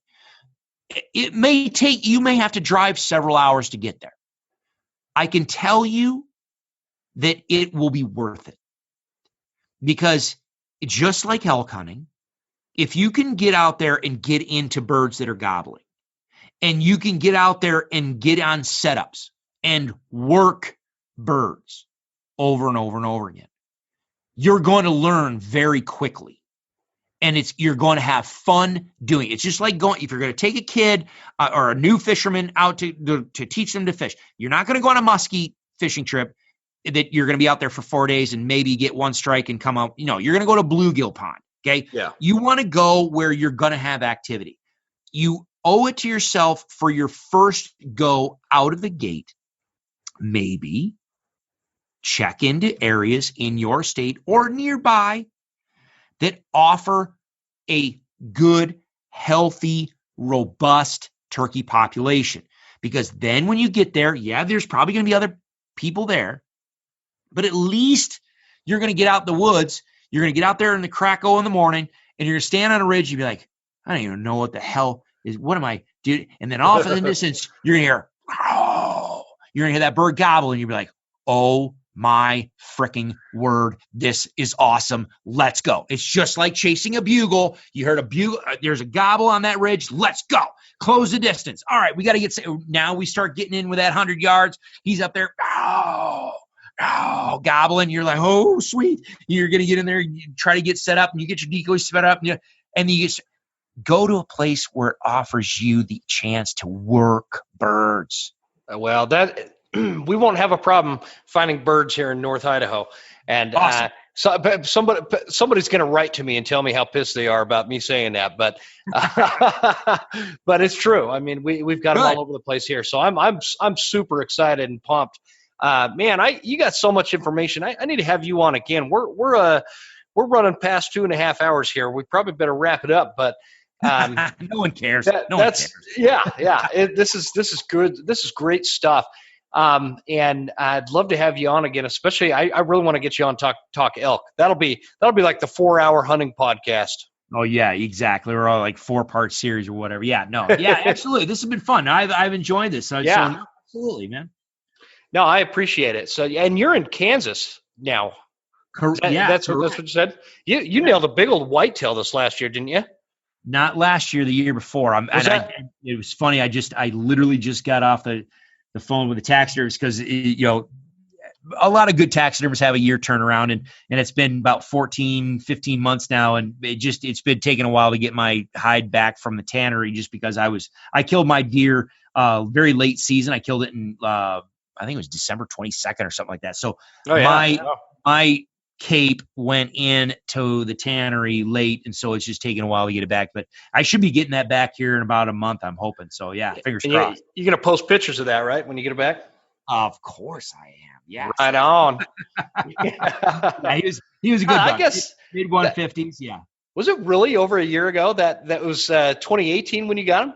Yeah, man. Yeah, this past year we had so many hunters out here that I really don't hunt for myself unless there's just a giant exceptional buck that is running between neighbors. And so if we have a break in our hunters, I'd rather one of our guys kill it than our neighbors. So I might sit in a stand if there's a giant buck, and I did that early on. And then most of the time, though, I'll wait until all of our hunters are done, and then I'll go out. And so this year, I just killed a piss pile of does. I passed on a couple mature bucks that were all busted up, and then I just didn't have a really nice mature buck walk in front of me. Yeah. When I wanted. And then of course, as soon as the season ends, here on my cameras, here comes all these just smoker bucks just walking right under tree stands. Oh man, it drives you crazy, right? Of course you did. Of course you're gonna wait one week. Yep. That's how it always goes, man. So what I want people to kind of know how to find you. We got roehuntingresources.com. Where else can we find you? We can find. I know you're on Facebook. Where else? Yeah, I do on social media. I'm more on Instagram. So I would say if you're on Instagram, everything that I do is I try to keep it consistent. It's Roe Hunting Resources, period. So Instagram, Facebook, YouTube, and then the website. So I just try to keep it consistent. And again, it's just ROE. And, and I will say, and I mean this sincerely, when we started this podcast and we had, you and I talked before, it was obviously I want to tell people about the resources I have, but it wasn't supposed to be an infomercial this long. But I do appreciate your passion about what you found on the website, because it just gives me motivation to keep going and keep doing what I'm doing, because there's so much, there are a lot of resources out there. And I tell people, listen, and we said this in the beginning, everybody's going to have different philosophy, and I don't care if anybody follow no one goes and watches only one channel on TV. Yeah, nobody does. What you do is you follow shows. You like certain shows, and maybe it's on this channel and that channel and this channel and that channel. Go to all the channels, find the shows that you like, and then find those people that resonate with you and your value set and how your brain is hardwired. And so I know that my way of thinking is a little different than others. There's some people that they all they want, just tell me what to do. What one thing do I need to do? And that's all I care about. Well, okay, Roe hunting, if that's what you want, if you want the magic bullet, you want the easy, just tell me what to do. Don't spend, I'm telling you, don't spend the money on Roe Hunting Resources, because it will frustrate you. Because the one thing that I've heard people will say is it's like drinking, it's like drinking from a fire hose. Okay, I have it set up in there. There's just a pile of information. I have it set up where it's easily digestible, where you can take little bits and chew on them. All right, but it's not the typical, I'm the expert, here's what you do, and just do what I say and don't question why. Yeah. Everything I do is grounded in ask the question why, and then endeavor to discover it. Yeah. So there's more stuff in the elk module than there is in the turkey module, and even the whitetail module is very spindly. So at this time, skip that. But if you're wanting to learn turkeys and you're just a beginner, I think the $15 or $20 that it is, we price our stuff so it's stupidly economical for anybody to jump in and digest it. So the information that you will get in there is absolutely 100% every single thing that I do out in the field every year to kill dozens of turkeys annually across multiple states. So I can tell you it will work for you. Yep. And I'm in the turkey module right now. It was like $14.95. So it's stupid cheap. Yeah. And it's pretty comprehensive. I mean, there's a lot of information in here. I've just been kind of going through it as we're talking, and it's going to take some time to get through all this. And like you were saying, I encourage everybody, you got to get a little bit from everybody. What I really like about Roe Hunting Resources is you have that biological, scientific kind of take on things, and there's a lot of science that is your information is based out of, and that's going to be very personality dependent, right? I mean, I like the scientific aspect of it. Some people don't like that part, but I do enjoy it. I want to know the why, and I think that's one of the reasons I do a podcast, is because I'm a curious guy. I like to learn this stuff. I like talking to people. And I think it's definitely worth it, especially if you guys are going out for your first time this season. Jump on there, spend the $15 and go through the module. I think you'll get a lot out of it. So, I appreciate that. And then we're gonna do this. We need to schedule another time to do this and go through some elk philosophy in the elk module before September. So maybe we could touch base in June or July and jump on here again. Absolutely, Jim. No, Jim, I'm serious. I enjoyed the conversation, and no, absolutely. Anytime you want me on there, let's do it, man. Sounds good. All right, man. Well, I sure appreciate it. I feel like I'm prepped for turkey season now, so I'm pretty excited. Now I'll just wrap up with this. Okay, I'm just gonna wrap up with this. I absolutely make no guarantees and I take no responsibility for any marital disruption while you are watching that stuff and practicing your box calls, and your wife is about ready to drive over every single turkey call you have with a truck in the driveway. You might get relegated to the driveway in your vehicle to practice. You might get relegated out to the barn or the garage or whatever. I make no guarantees on what your marital, bliss is going to be once you dive into this route, because you're going to. Chris, I want my money back then. I mean, you already know. The funny part is we have a 24-hour money-back guarantee. So if your wife is like, I don't bloody freaking think so, just send me an email. We'll refund your money. My wife she is at this point, luckily for me, she doesn't really listen to the podcast unless she's sitting in the studio with me while I'm editing or something. But she's immune to bugles, man. I mean, she knows bugles probably, and my wife does not hunt, but she could probably identify, and she knows bugle sounds better than some people that have been hunting for 5 years. That's a good woman there. That's a good woman. Tolerant, knowledgeable, gracious. Yeah. You walk into that one. I'm not saying that she's happy about knowing them all. Okay. All right. Yeah. She just knows them all. And she'll tell me if now that bugle didn't sound right, Jim, you need to work on that one. And so, but it's funny. You're getting good at the lip ball. She's involved, man. She's nice. Getting there. So right on. I am literally in my studio in my detached garage, which is like 20, 30 yards from the actual physical house. Same here. Same here. That the Broken Time here where I record, I'm about 30 yards from the house in my shop, and I made a room in the back. And excellent. Yeah, it's awesome. Yeah, if you ever want to come up to North Idaho and hang out in the studio, you just let me know. I even went as far as I installed a plastic urinal in the corner and divided it off. So I've got a genuine, legitimate men's room in this thing.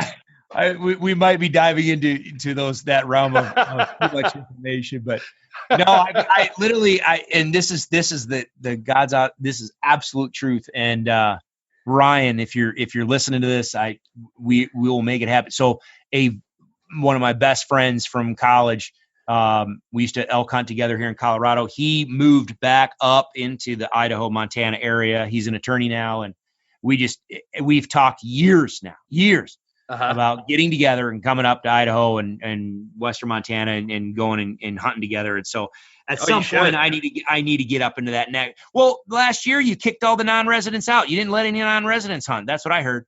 No, what's happened is that the non-resident tags sold out super early last year. So for elk, exactly. They didn't change it, but they sold out. And I think, which I don't know why. If I will tell, this is not a biased. I don't want you. I know exactly why. Idaho. If you're coming from out of state, don't come to North Idaho. And the only reason is this is a very particular type kind of mountainous terrain that is. If you're now, I'll say it in a different way. If you're new to elk hunting, you don't want to come to North Idaho to hunt elk. Go to Southern Idaho or Central Idaho. Yeah. Now, if you want to come up here and try your hand with this thick coniferous forest and these mountain ranges that are, it's a special place. I love it. Come on up. We'll go. Yeah, I've got friends that live out of Grangeville. Oh yeah, that's a great area. Yeah, well, it used to be anyway. Yeah, so it's been a while, but no, I can tell you, right? You think the Born and Raised guys and the 40 days and the YouTube series and all that, yeah. And I'm not casting stones because anybody that does follow me knows about my elk season, and yeah, so my personal elk hunting area has now been solidly discovered by all sorts of people, and it has just become absolutely overrun with it became stupid. So there's a blessing and a curse to sharing information on YouTube and on the internet, because people start to figure out where they're like, oh, that's where I'm going. And then, well, great. Here we go. Hunter crowding.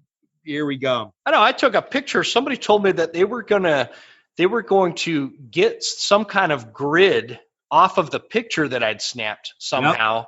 Yep. And be able to know where I nailed that elk last year. And so I'm like, wait a minute, no, that's not fair, man. Do your own homework. But I have on you. I don't know if you've watched it on YouTube. On it was like 2011. I killed that really big high country mule deer with my bow in Colorado, and the whole episode's on YouTube.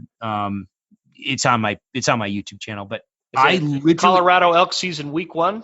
No. It's I don't know. I'll find it. I'll find it and watch it. It's chasing Colorado muley. You'll see it. It's a big honking velvet muley.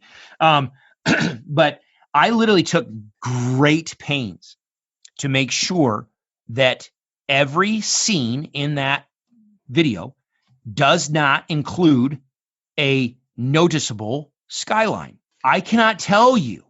Okay, well, I guess I just will. So the number of views on that has been great, and the number of comments that have been are great. The funny thing is, the people that contact me about that hunt, dozens, like plural, have all been, dude, you did a great job because I've been trying to figure out where you were. And man, I can't figure it out. You did a great job. I'm like, okay, let's just dissect what you just told me. You're applauding me at you're applauding me at defeating your efforts to scab off of my area. Is what you're saying. You're looking at where I was hunting. You're going, I'm going to go in there and I'm going to go where Chris is going to go, and I'm going to go in after. So you're trying to scab in on my area, and what impressed you was you failed because I did a good job of editing. I'm like, oh my word, people. That's funny. That is funny. I know if guys, I will just tell you, if you spend as much time on OnX or Google Earth or base maps or something and find your own area, you'd be a lot better off. Yeah. But that's hilarious. Actually, the people, the links that they go. But most people, I think, they see the value in finding their own spots, and that's part of the hunt right there, man. You got the whole locating and tracking down these elk, man. That is just that's half the fun and half the hunt. And do it yourself. Well, and before we go, I did forget this one thing, and let's just close with this. Maybe I know it's dragging on for some people. The other thing that's nice about turkey hunting, and I think it's worth people checking out. And we joked about spouses, but this is something that a lot of spouses or non-hunters can get behind. That it's easier for them to wrap their head around, go and shooting a bird in the face or whatever than it is an elk or something like that. But or kids. I would agree with that. And or kids. And the reason why I say that is turkeys don't have a sense of smell, so wind doesn't matter, and they are active all day long. So yes, early mornings are awesome to get up there and work the birds off the roost. But sometimes midday hunts, late morning and early, or right on through the early afternoon and mid-afternoon can be the best time to be out there. So you don't have to freeze your butt off most of the times. You don't have to get up crack-o early if you don't want to. It's warmer weather. Oftentimes you're lower elevation, ponderosa pines, rolling hills, to where it's a little bit easier terrain for kids and maybe spouses that want to go. So it's a family-friendly activity in the spring when you're sick and tired, or you're cooped up, cabin fever. It offers things that give you the experience of September elk hunting without maybe some of the costs or the inconveniences of elk hunting.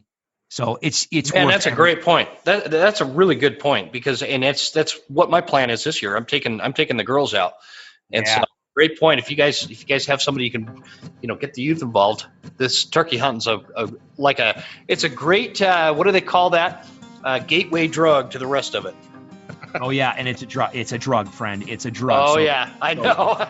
Yep, wade carefully into this deep pool. Well, wish me luck with that. Oh yeah, man. I'm gonna. Yeah, gosh, I could.